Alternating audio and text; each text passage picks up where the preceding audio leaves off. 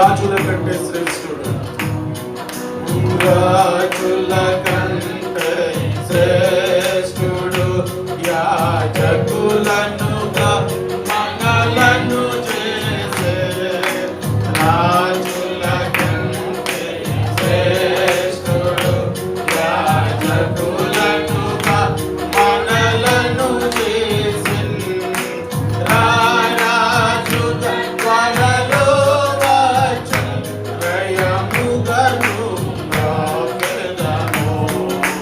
రారాజుగా త్వరలో వచ్చి రయముగను రాకెదము. సాగిల వాణి రాకెదము. సత్యముతో ఆత్మతో మన ప్రభు యేసుని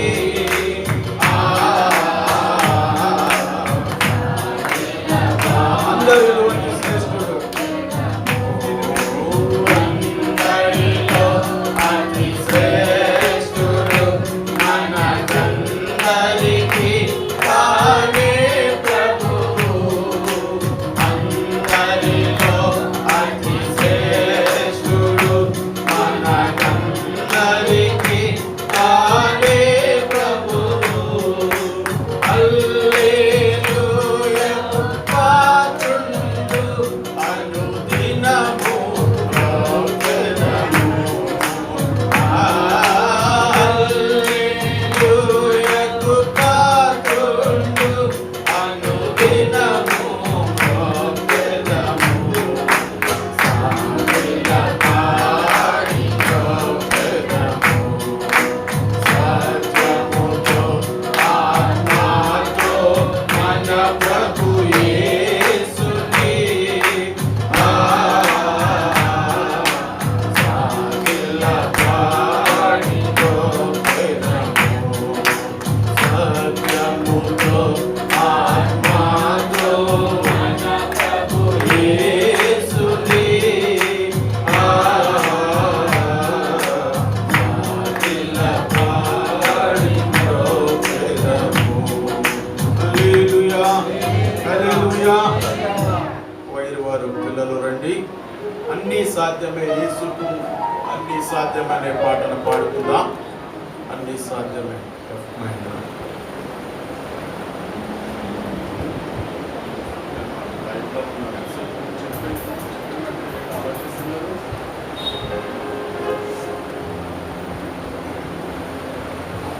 అన్నీ సాధ్యమే యేసుకు అన్నీ సాధ్యమే అనే పాట పాడుకుని మనం ప్రభువుని స్తుతిద్దాం.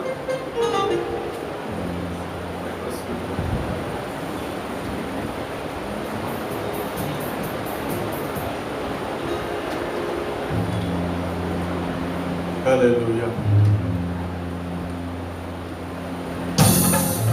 చప్పట్లు కొడదాం, అందరం కలిసి పాడదాం.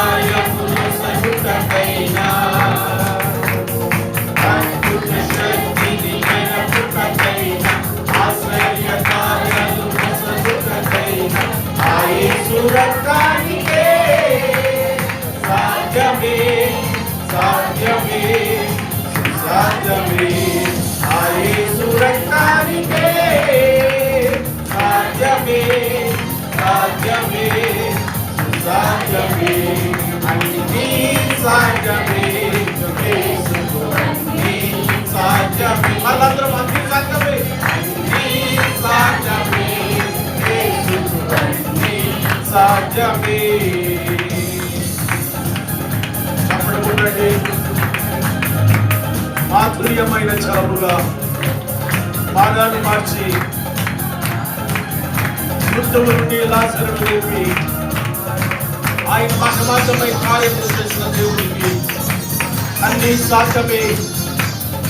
ఆయనకు అసాధ్యమైనది లేదు.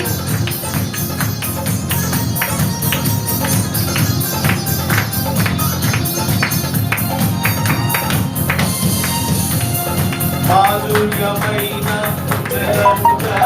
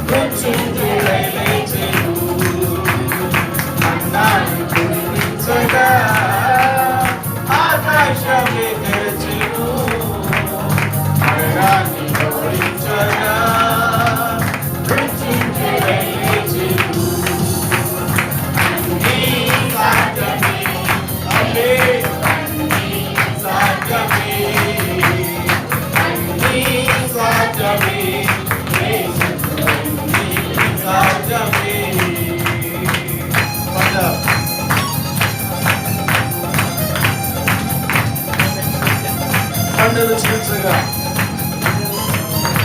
ఎండిపోయిన భూమిపై ఏరులై పారేను.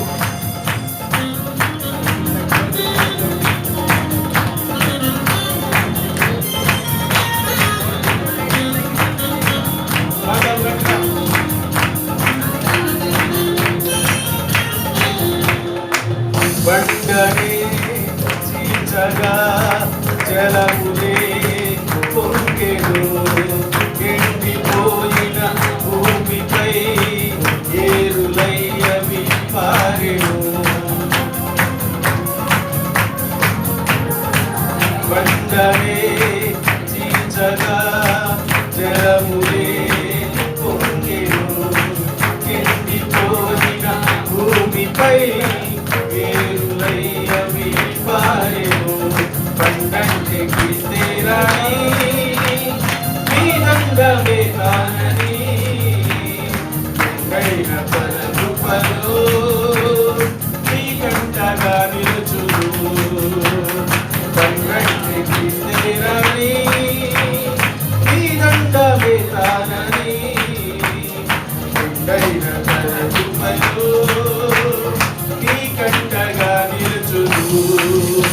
అన్నీ సాధ్యమే,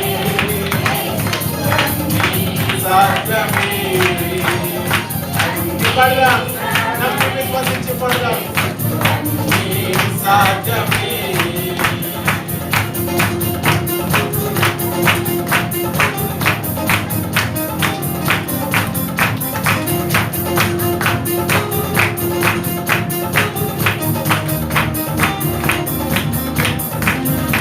ఏకాంతముగా మోకరించి ప్రార్థించే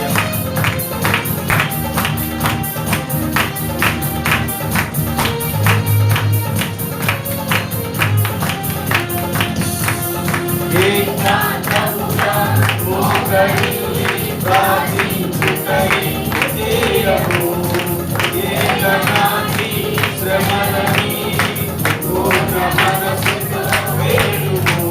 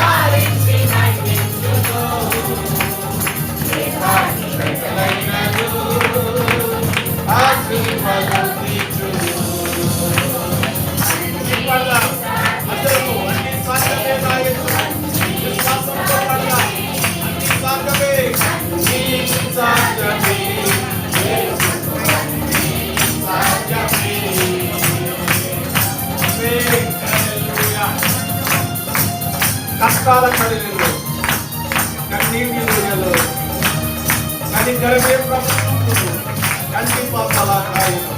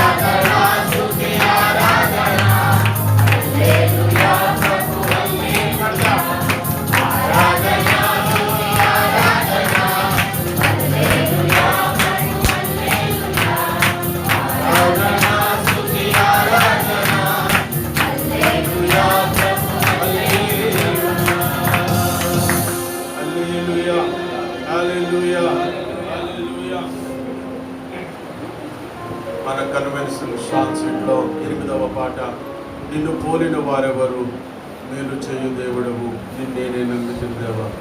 సెబాస్టియన్ గారు రీడ్ చేస్తారు. అలాగే హిందీలో కూడా పాడుకుని ప్రభుని ఆరాధిద్దాం. అవునయ్య, నిన్ను పోలిన వారెవరు.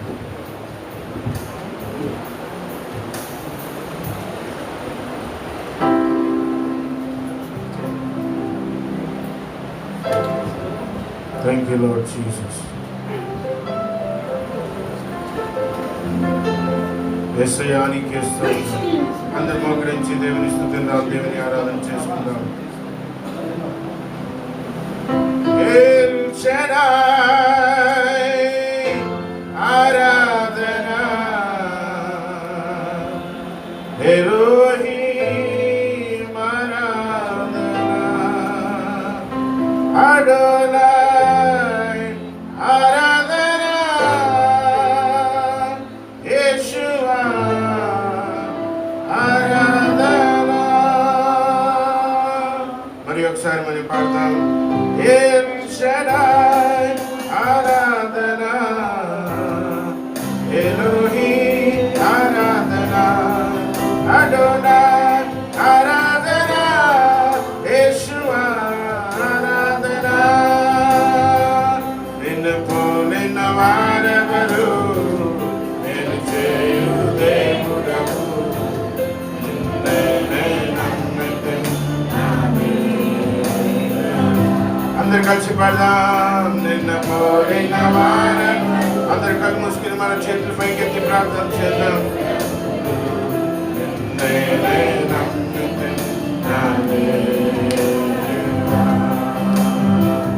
నిన్నే నా జీవితమునకు ఆధారము చేయ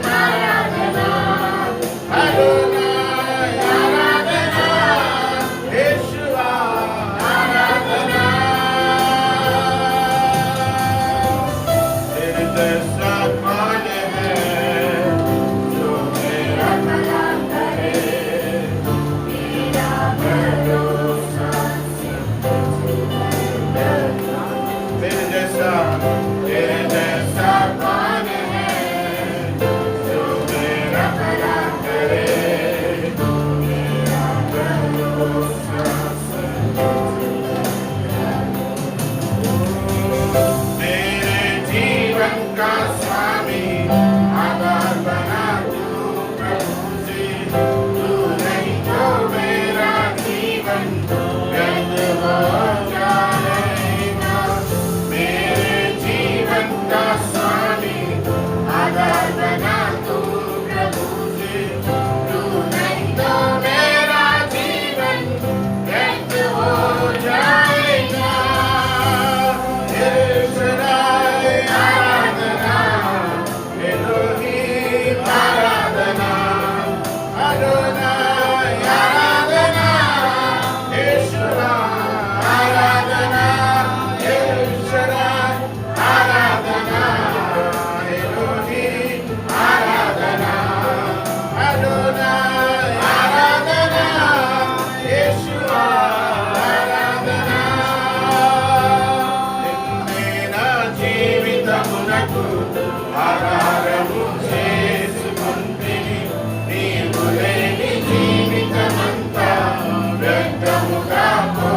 అందరూ కలిసి పాడదాం. నిన్నేనా యేసయ్యా, నిన్నే నా జీవితమునకు ఆధారము చేసుకొంటిని యేసయ్యా, నీవు లేని జీవితమంతా వ్యర్థముగా పోవునయ్యా. నిన్నే నా జీవితమునకు ఆధారము చేసుకొంటిని, నీవు లేని జీవితమంతా. అందరూ చేతులెత్తి పాడదాం. పోవునయ్యా, నిన్నే నా జీవితమునకు ఆధారము చేసుకొంటిని, నీవు లేని జీవితమంతా వ్యర్థముగా పోవునయ్యా. ఎల్షదాయ్ ఆరాధనా ఎలోహీం ఆరాధనా అడోనాయ్ ఆరాధనా యెహోవా ఆరాధనా ఎల్షదాయ్ ఆరాధనా దస్తకెరాదే ఆరాధనా ఆరాధనా యెహోవా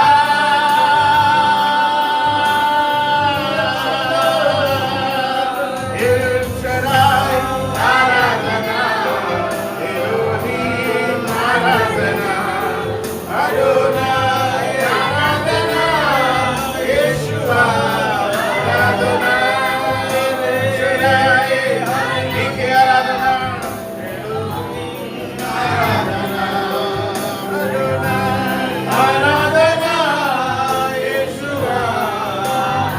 మరొక మారు మన చేతులు పైకెత్తి దేవునికి స్తుతులు చెల్లిస్తూ ఆయనను మహిమపరచుదాం. హల్లెలూయా. యేసయ్యా ఎల్షదాయ్ సర్వశక్తిమంతుడా నీకే ఆరాధన. ఎల్రోయి మమ్మల్ని చూచుచున్న దేవుడవు నీకే ఆరాధన.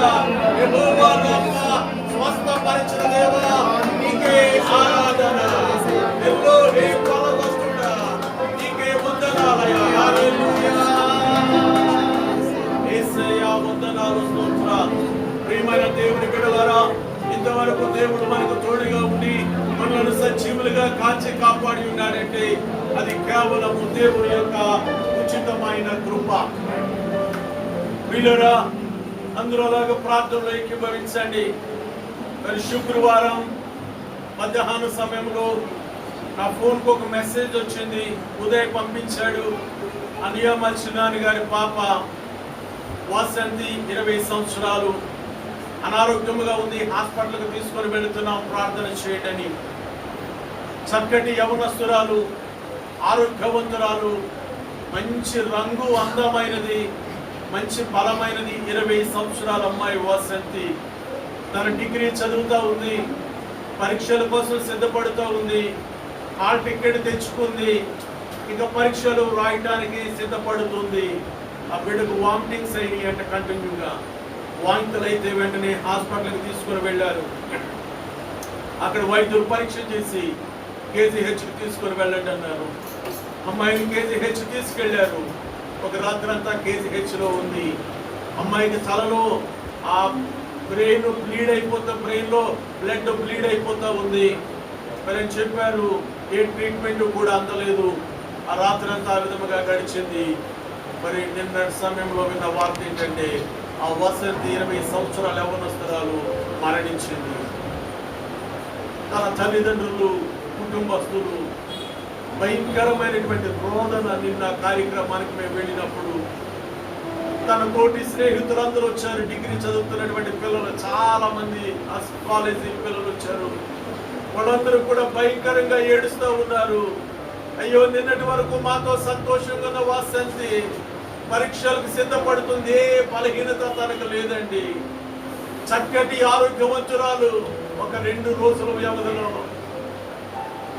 తను సమాధి పెట్టెలో పెట్టి తీసుకుని వెళుతూ ఉంటే తల్లిదండ్రులు ఎంతగా రోధిస్తూ ఉన్నారు. వాళ్ళ అమ్మగారు ఎన్నిసార్లు తప్పి పడిపోయారు, నీళ్లు కొడుతూ ఉన్నారు మొక్కు మీద. ఎంత భయంకరమైనటువంటి దినాలలో మనం ఉన్నాం. జ్ఞాని అయిన సొలొమోను తెలియజేస్తూ ఉన్నాడు, దుర్దినములు రాకముందే అంటూ ఉన్నాడు.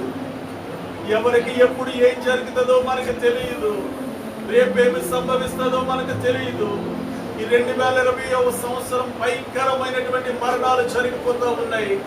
ఇప్పటికే ఎంతో మంది ఘనులైన వారు, యోగ్యులైన వారు, అర్హులైన వారు, డబ్బున్నటువంటి వారు, రాజకీయ నాయకులు, ప్రముఖ సినీ నటులు, గాయకులు ఎంతో మంది మరణించారు. ప్రియమైన దేవుని బిడ్డలారా, యవనస్తులు సహితము మరణమైపోతూ ఉన్నారు.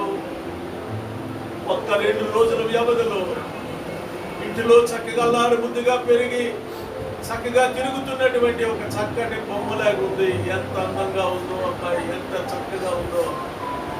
మరి నిన్నటి దినాన్ని వాల్టేర్ సెమెట్రీలో తనను సమాధి కార్యక్రమం చేయడం జరిగింది. ఎంత దుఃఖము, ఎంత బాధ, ఎంత భయంకరమైనటువంటి దినాలలో మనమున్నాం. ఏ అనారోగ్యము లేదు, వాంతులైన హాస్పిటల్కి తీసుకుని వెళ్ళారు. డెడ్ బాడీగా తిరిగి వచ్చింది. మనకు బలహీనతలు రాలేదా? మనకు వాంతులు రాలేదా? మనకు జలుబు రాలేదా? మనకి ఎన్నిసార్లు బలహీనతలు రాలేదా? మనము బ్రతికి ఉన్నామంటే మనము గనులము కాదు, మనం యోగ్యులమని కాదు, మనం గొప్పవారిమని కాదు. అది కేవలము దేవుని యొక్క ఉచితమైన కృపని భావించుకొని సజీవులమైన మనము దేవునికి కృతజ్ఞతాస్తుతులు చెల్లించే సమయం మనము గుర్తించి మనమందరము కూడా మరి యొక్క మారు మన దేవునికి స్తుతులు చెల్లిద్దాం. ఎల్ షదాయ్ ఆరాధన, ఎలోహీం ఆరాధన, అడోనాయ్ ఆరాధన, యేషువా ఆరాధన. చెప్పండి, ఎల్ షదాయ్ ఆరాధన, ఎలోహీం ఆరాధన, అడోనాయ్ ఆరాధన, యేషువా యేషువా ఆరాధన. అవునయ్యా, నిన్ను పోలిన వారెవరూ లేరయ్యా.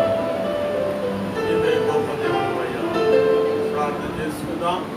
ఈ సమయంలో మొదటిగా మేరీ గ్రేస్ దయచేసి ముందుకు వచ్చి ప్రార్థన చేయాలని మనం చేస్తున్నాం. తర్వాత యవనస్తులు నుండి డాక్టర్ కిషోర్ గారు ముందుకు వచ్చి దయచేసి ప్రార్థన చేయాలని మనం చేస్తున్నాం. వేగంగా రండి.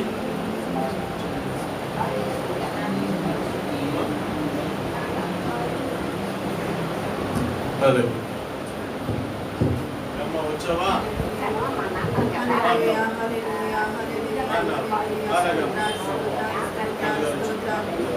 పరిశుద్ధ మహోన్నతుడానికి వందనాలు చెల్లిస్తున్నాము తండ్రి. రాజ్యానికి స్తోత్రాలు ప్రభువా. గడిచిన పునరుత్థాన దినమనిచ్చి ప్రభువా, ఈ యొక్క పునరుత్థాన దినం వరకు ప్రభువా నేను నీ యొక్క సజీవమైన రెక్కల చదువునైనా మమ్మల్ని అందరినీ దాచి కాచి కాపాడు తండ్రి. అందరి బట్టి వందనాలు చెల్లిస్తున్నాం తండ్రి. నాయన ఈ యొక్క ఆదివారం దినం తండ్రి, యొక్క ఉదయకాల సమయంలో ప్రభువా నేను మమ్మల్ని అందరినీ తోడుకొచ్చిన విధానం కొరకై నీకు వందనాలు చెల్లిస్తున్నాం తండ్రి. రాజ్యానికి స్తోత్రాలయ్యా, యేసయ్యానికి స్తోత్రాలు చెల్లిస్తున్నాం తండ్రి. ఇంతవరకు ప్రభా నేను ఆరాధనలో ప్రభా మీరున్నారు తండ్రి. ఆరాధనలో మమ్మల్ని నడిపించారు తండ్రి. వేలాది వందనాలు స్తోత్రాలు చెల్లిస్తున్నాం తండ్రి. యేసయ్యానికి స్తోత్రాలు తండ్రి.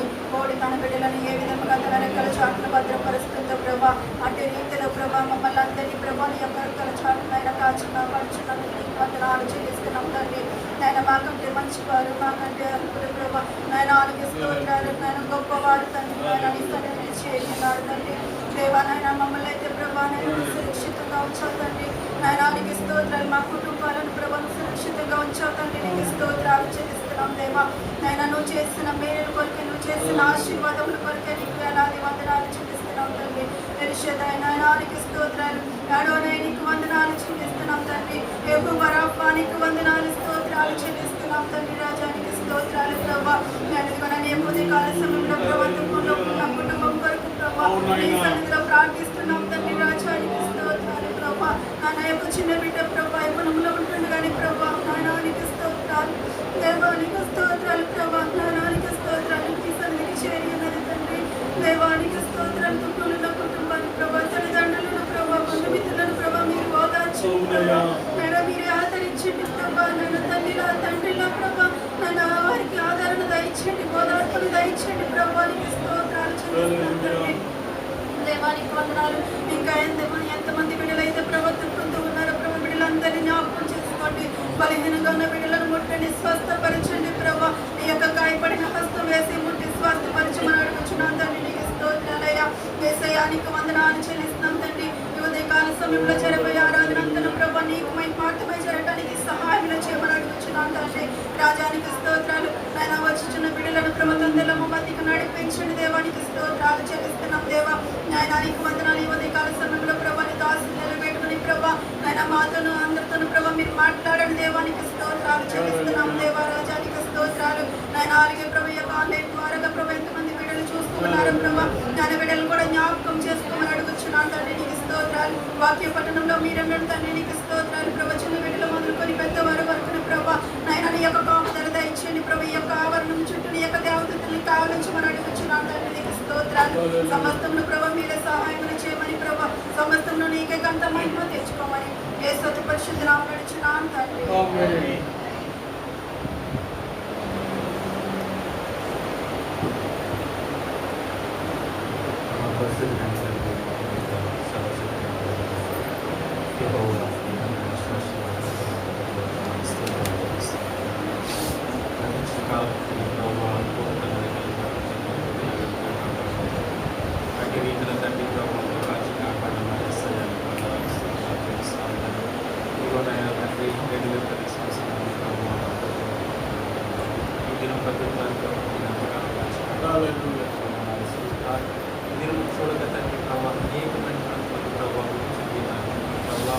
వాళ్ళకంటే తండ్రి మీ ప్రాణం అయ్యా మీరు సజీవులకు ఏమిచ్చి నిర్ణయం తెచ్చుకోవాలంటే స్తోత్రాలు చెల్లించుకుంటున్నాం తండ్రి.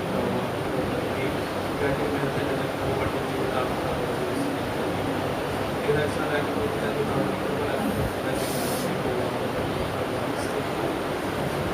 పోతున్నాను చెల్లించుకుంటున్నాం తండ్రి.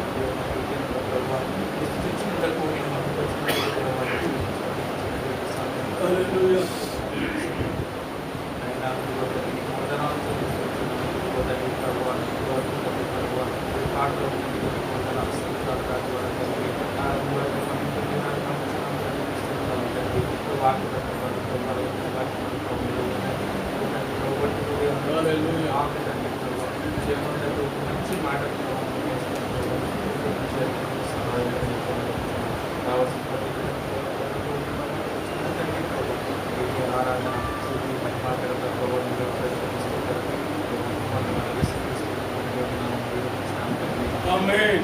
అందరం లేచి నిలిచి ఉందాం. 57వ కీర్తన భాగాన్ని కరెక్టాన్ని చదివి వినిపిస్తారు. గుహలో దావీదు సౌలు యొద్ద నుండి పారిపోయినప్పుడు అతడు రచించిన అనుపద గీతము. వాక్య ప్రతివాక్యాలుగా చదువుకుందాం. కీర్తన గ్రంథం 57. నన్ను కరుణింపుము దేవా, నన్ను కరుణింపుము. నేను నీ శరణజొచ్చి ఉన్నాను. ఈ ఆపదలో తొలగపో వరకు నీ రెక్కల నీడను శరణజొచ్చి ఉన్నాను.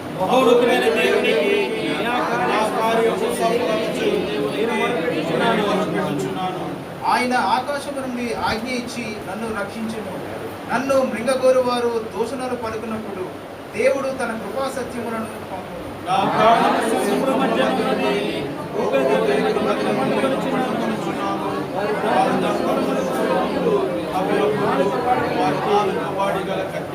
దేవా, ఆకాశము కంటే అత్యున్నతముగా నిన్ను కనుపరుచుకును.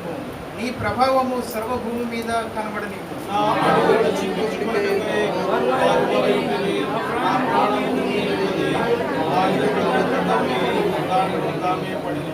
నా హృదయము నిబ్బరముగానున్నది. దేవా, నా హృదయము నిబ్బరముగానున్నది. నేను పాడుచు స్తుతిగానము చేసేది.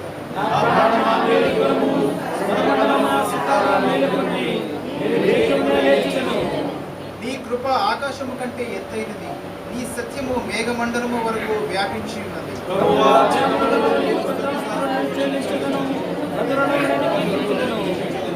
దేవా, ఆకాశము కంటే అత్యున్నతముగా నిన్ను కనపరుచుకును. నీ ప్రభావము సర్వభూమి మీద కనబడని. దేవుడి వాక్యం మనమందరము దేవునికి స్తోత్రాలు చెల్లిందాం. హల్లెలూయా, హల్లెలూయా, హల్లెలూయా, హల్లెలూయా. నీ దయలే నీదే నేనేమౌదునో, నీ దయలే నీదే నేనేమౌదునో తెలియదయ్యా.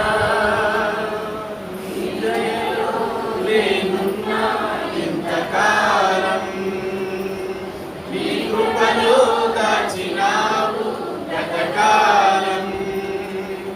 నీ దయలో లేనున్నా ఇంతకాలం, నీ కృపలో దాచినావు గతకాలం. నీ దయలే నీదే నేనేమౌదునో, నీ దయలే నీదే నేనేమౌదునో తెలియదయ్యా. అవును ప్రియులారా, ఆయన దయలో, ఆయన కృపలో దేవుడు మనలను కాచి కాపాడి ఉన్నాడు. దేవునికి స్తోత్ర. ఈ ఆరాధనకు మనలను నడిపించి తోడుకొని వచ్చిన దేవాతి దేవునికి వందనాలు, స్తుతులు, స్తోత్రాలు చెల్లిస్తూ ఉన్నాను. ఘనత, మహిమ, ప్రభావములు మన దేవునికి కలుగునుగా. అందరము కుమారు దేవునికి స్తోత్రాలు. హల్లెలూయా, హల్లెలూయా. ప్రియులారా, మరి ప్రార్థనలో మనం ప్రార్థన చేశాం. నిన్న ఒక భూస్థాపన కార్యక్రమానికి వెళ్ళినప్పుడు మనసు చాలా వేదన చెందింది. 20 సంవత్సరాల అమ్మాయి.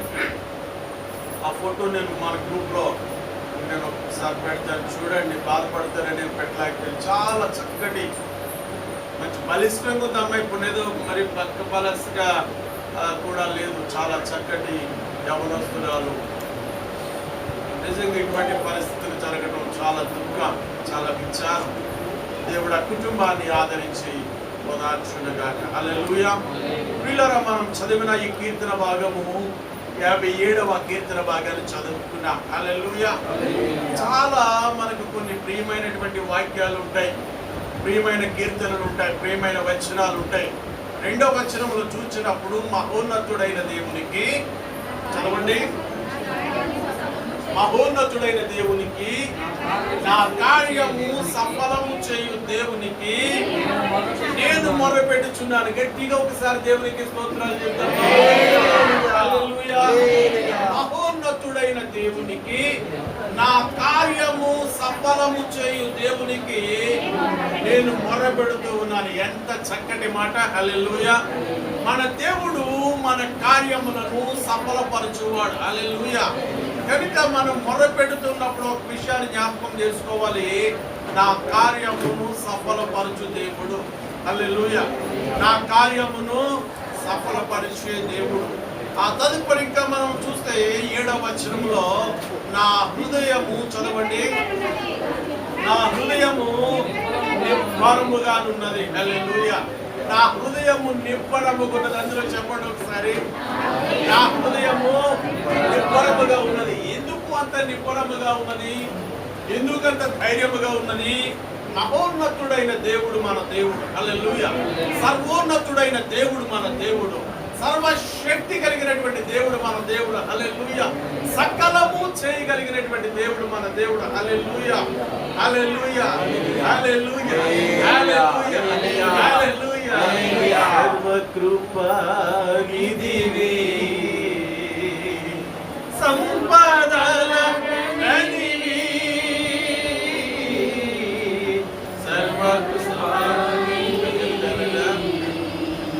సంపదల గనివి, సర్వకృపానిధి, సంపదల గని, సకలము చేయు దేవుడు. హల్లెలూయా.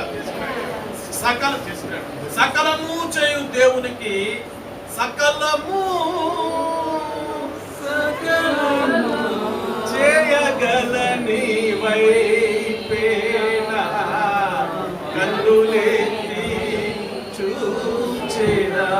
ఆయన సకలమును సఫలము చేసే దేవుడు గనక నా హృదయము నిబ్బరముగా ఉన్నది దేవా, నా హృదయము నిబ్బరముగా ఉన్నది. నేను పాడుచు స్తుతిగానము చేసేదను. మనం చేయవలసిన కార్యము నేను పాడుచు స్తుతిగానము చేసేదను. నా ప్రాణమా మేలుకొనుము, స్వరమండలమా సితారా మేలుకొనుడి, నేను వేకువనే లేచెదను. వివరించడానికి మనకు ఎక్కువ సమయం లేదు కానీ ప్రియులారా, నా ప్రాణమా మేలుకొనుము, స్వరమండలమా సితారా మేలుకొనుడి, నేను వేకువనే లేచెదను. దేవా, నా హృదయము నిబ్బరముగా ఉన్నది. హల్లెలూయా. నా హృదయము నిబ్బరముగా ఉన్నది. నేను పాడుచు స్తుతిగానము చేసేదను. నీ కృప ఆకాశము కంటే ఎత్తైనది, నీ సత్యము మేఘమండలముల వరకు వ్యాపించున్నది. కనుక ప్రియమైన దేవుని బిడ్డలారా, మహోన్నతుడైన దేవుడు నా కార్యమును సఫలపరచు దేవుడు. 6వ వచనాన్ని ఒకసారి చదవండి. అడుగులు చిక్కించుకున్నటకై వారు వలయుండి పట్టిరి, నా ప్రాణము కృంగి ఉన్నది, నా ఎదుట గుంట త్రవ్వి దానిలో తామే పడిని. ఏదో సామెతలాగా ఎవడ తవ్వుకున్న గోతులో వాడే పడతాడండి అని సామెత చెప్తాం కానీ ఇక్కడ వాక్యం చెప్తా ఉంది, నా ఎదుట గుంట తవ్వి దానిలో ఎవరు పడ్డారంట? దేవునికి స్తోత్రం కలుగును. నా ఎదుట గుంట తవ్వి తామే దానిలో పడినట్లుగా మనము చూస్తూ ఉన్నాం. కనుక వేటకాని ఉరి నుండి మన దేవుడు తప్పిస్తాడు. ఆ గుంట నుండి, కోతి నుండి దేవుడు మనల్ని తప్పించి మనల్ని కాపాడినందుకై నిబ్బరము కలిగి మనము దేవునికి కృతజ్ఞతాస్తుతులు చెల్లిస్తూ మనము స్వరమండలమా సితారా మేలుకొనుడి. హల్లెలూయా. కనుక ప్రియులారా, ఇంతవరకు దేవుడు మనకు తోడుగా ఉండి మనల్ని కాచి కాపాడి మనల్ని నడిపిస్తూ ఉన్నాడు. ఆయురారోగ్యములు దేవుడు దయచేశాడు. మరి నిన్నటి వరకు చాలా చురుగ్గాను ఆరోగ్యంగానే పాస్టర్ గారు ఉన్నారు. నిన్న కార్యక్రమానికి వెళ్ళొచ్చాం. గత 2 రోజులుగా కొంచెం బలహీనంగా ఉన్నారు. వెళ్ళొచ్చిన తర్వాత మరి ఏమైందో తెలియదు, తనకు విపరీతమైన బాడీ పెయిన్స్, చాలా బలహీనత సడన్గా మరి వారికి వచ్చింది. కొంచెం అనారోగ్యంగా ఉన్నారు. దేవుడు మంచి ఆరోగ్యాన్ని వారికి దయచేయను గాక. మరి షైని మరి పాల్పూర్లో ఉంది, బుధవారం వస్తుంది. ఎందుకంటే అక్కడ దేవదాసురాలు సునీత శేఖర్ పాస్టర్ గారు అక్కడ ట్రీట్మెంట్ తీసుకుంటూ ఉన్నారు. దేవుడు ఎంతవరకు వారికి ఆరోగ్యాన్ని ఇచ్చాడు. ఆమె చక్కగా లేచి నడుచుకుంటూ ఆరోగ్యవంతురాలుగా మరలా వారి ఇంటికి వెళ్ళాలని మనమందరం కూడా ప్రార్థన చేస్తున్నాం. దేవుడు ఆ రీతిగా వారిని నడిపించును గాక. మీరందరూ ప్రార్థిస్తూ ఉన్నారు. అందరి వందనాలు. మా అమ్మగారికి ఈ ఎడం చెయ్య ఈ చూపుడు వేలు విరిగిపోయింది, మీకు అందరికీ కూడా తెలుసు. మరి రాంగ్ ట్రీట్మెంట్ అయ్యింది. ఆ విరిగిపోయిన భాగాన్ని ముందు కలపకుండా ఒక లోకల్ డాక్టర్ ఫస్ట్ పైన కుట్లు వేసారు. ఒక 3 రోజుల తర్వాత 4 రోజుల తర్వాత హాస్పిటల్కి తీసుకెళ్లేసరికి అదంతా చాలా ఇన్ఫెక్షన్ అయిపోయి అక్కడున్న స్కిన్ అంతా కూడా పాడైపోయి చాలా ప్రమాదకరమైనటువంటి పరిస్థితి ఏర్పడ్డది. అది ఇంకా తగ్గలేదు, ఇంకా బాధపడుతుంది. వారానికి 2 సార్లు హాస్పిటల్కి వెళుతున్నారు. మరలా బుధవారం హాస్పిటల్కి తీసుకొని రమ్మన్నారు. కనుక నా తల్లి యొక్క ఆరోగ్యం కోసం మీరందరూ కూడా ప్రార్థన చేస్తూ ఉన్నారు. ప్రార్థనలో జ్ఞాపకం చేసుకోవాలని ప్రభు పేరిట మీకు మనవి చేస్తూ ఉన్నాను. దేవునికి స్తోత్రం. సోనియా పోయిన వారం మనమందరం కూడా ప్రార్థన చేశాం. బుధవారం తను ప్రయాణం చేసి దుబాయ్ వెళ్ళాలి. కానీ కొన్ని ఆటంకాల వలన దుబాయ్ ప్రయాణం బుధవారం క్యాన్సిల్ అయింది. మరి నిన్న శుక్రవారం రాత్రి అనగా నిన్న తెల్లవారుజామున క్షేమంగా దుబాయ్ తన భర్త దగ్గరకు చేరింది. దేవునికి స్తోత్రం కలుగును గాక. హల్లెలూయా. అలాగే ప్రియులారా, మనం 40 దినాల కూడికల కొరకు సిద్ధపడుతున్నాం. ప్రార్థనల కొరకు 26వ తారీఖు నుండి 10వ నెల 26వ తారీఖు మొదలుకొని సోమవారం మొదలుకొని డిసెంబర్ నెల 4వ తారీఖు శుక్రవారం వరకు 40 రోజులు మనం దేవుని సన్నిధిలో ప్రార్థనలో గడపబోతున్నాం. దేవునికి స్తోత్రం. ఎందుకంటే ఈ భయంకరమైనటువంటి ఈ విపత్తు సంవత్సరంలో తప్పనిసరిగా మనం ప్రార్థన చేయుట అనేది చాలా ప్రాముఖ్యమైనది. ముఖ్యంగా కృతజ్ఞతలతో, దేవా మమ్మల్ని కాపాడి ప్రాణాలతో మమ్మల్ని సజీవులుగా ఉంచామన్నటువంటి కృతజ్ఞత భావంతో 40 దినాల కూడికలు 26వ తారీఖు నుండి ప్రారంభమవుతాయి. దాని కొరకు మనం సిద్ధపడదాం. తప్పనిసరిగా ఈ సంవత్సరం దేవుడు మన ఎడల కార్యాలు జరిగించి తోడుగా ఉండి తన కృపను హెచ్చుగా ఉంచి నడిపించునుగాక. ఈ సమయము చక్కటి సమయము దేవుని వాక్యాన్ని అందించడానికి మరి సెబాస్టియన్ గారు మరి దేవుడు ఆ యవనస్తుని బలంగా వాడుకుంటూ ఉన్నాడు. మరి యూనియన్ చాపల్ చర్చ్లో కూడా చాలా చక్కగా వాక్యాలు అందిస్తూ మరి యూట్యూబ్లో కూడా చాలా సందేశాలు వారికి ఉన్నాయి. తెలుగులో కూడా వారు మాట్లాడటానికి దేవునికి స్తోత్రం. దేవుడు సహాయం చేశాడు. కనుక వారి సమయంలో దేవుని వాక్యాన్ని అందిస్తారు. మీరందరూ కూడా శ్రద్ధగా వాక్యాన్ని ఆలకించాలని మనం చేస్తూ ఎవరైనా సెబాస్టియన్ గారిని ఆహ్వానిస్తూ ఉన్నారు.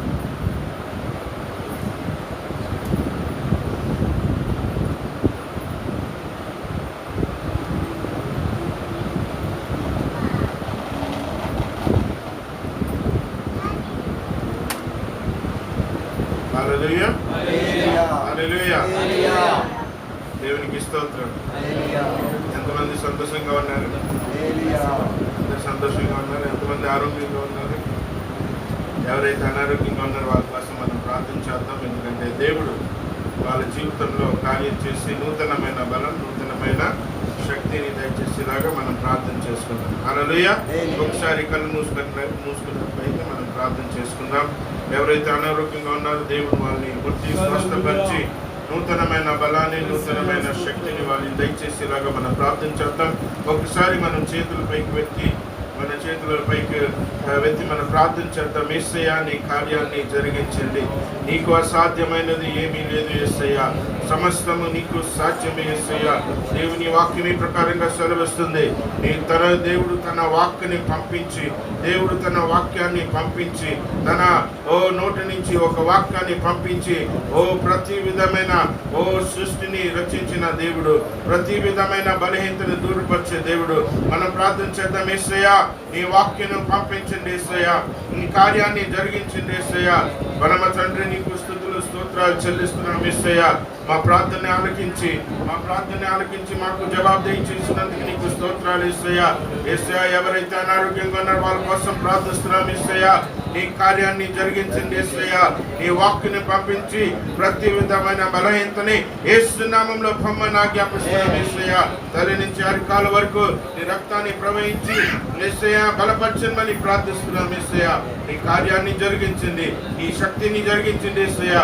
నూతనమైన బలాన్ని, నూతనమైన శక్తిని ప్రతి ఒక్క జీవితంలో దయచేయమని ప్రార్థిస్తున్నాం యేసు నామములో ఇచ్చినాం.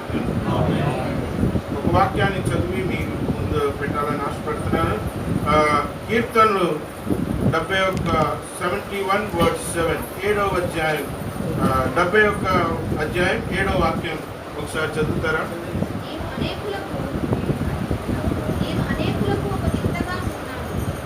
మళ్ళీ ఒకసారి చదువుతారా? వేరే ఒకరు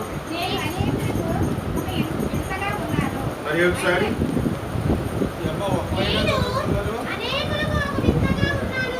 ఎవరి దగ్గర అయితే బైబిల్ ఉంది ఒకసారి పురుషుల్లో నేను అనేకులకు వింతగా ఉన్నాను. గమనిస్తుల్లో ఎవరైనా? గుడ్. ఈ వాక్యం ఒకసారి మీ పక్క వారితో చెప్పండి.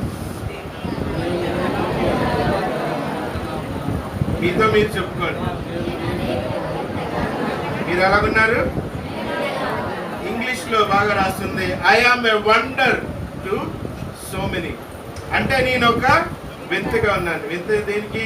మన కలర్ బట్టి, మన సైజ్ బట్టి, మన హైట్ బట్టి కాదు, కానీ దేవుడు చేసిన కార్యాలు బట్టి మనం అనేకులకు వింతగా ఉన్నాము. ఈ ఉపవాస ప్రార్థనలో లేదా మనం జరగబోయిన ఉపవాస ప్రార్థన 40 రోజుల ఉపవాస ప్రార్థన తర్వాత మీరు చాలా మందికి ఒక వింతగా అవ్వబోతున్నారు. హల్లెలూయా. మీరు చాలా మందికి లేదా మీ ప్రజల్లో లేదా మీ ఇంట్లో ఒక వింతగా కనబడిపోతున్నారు. హల్లెలూయా.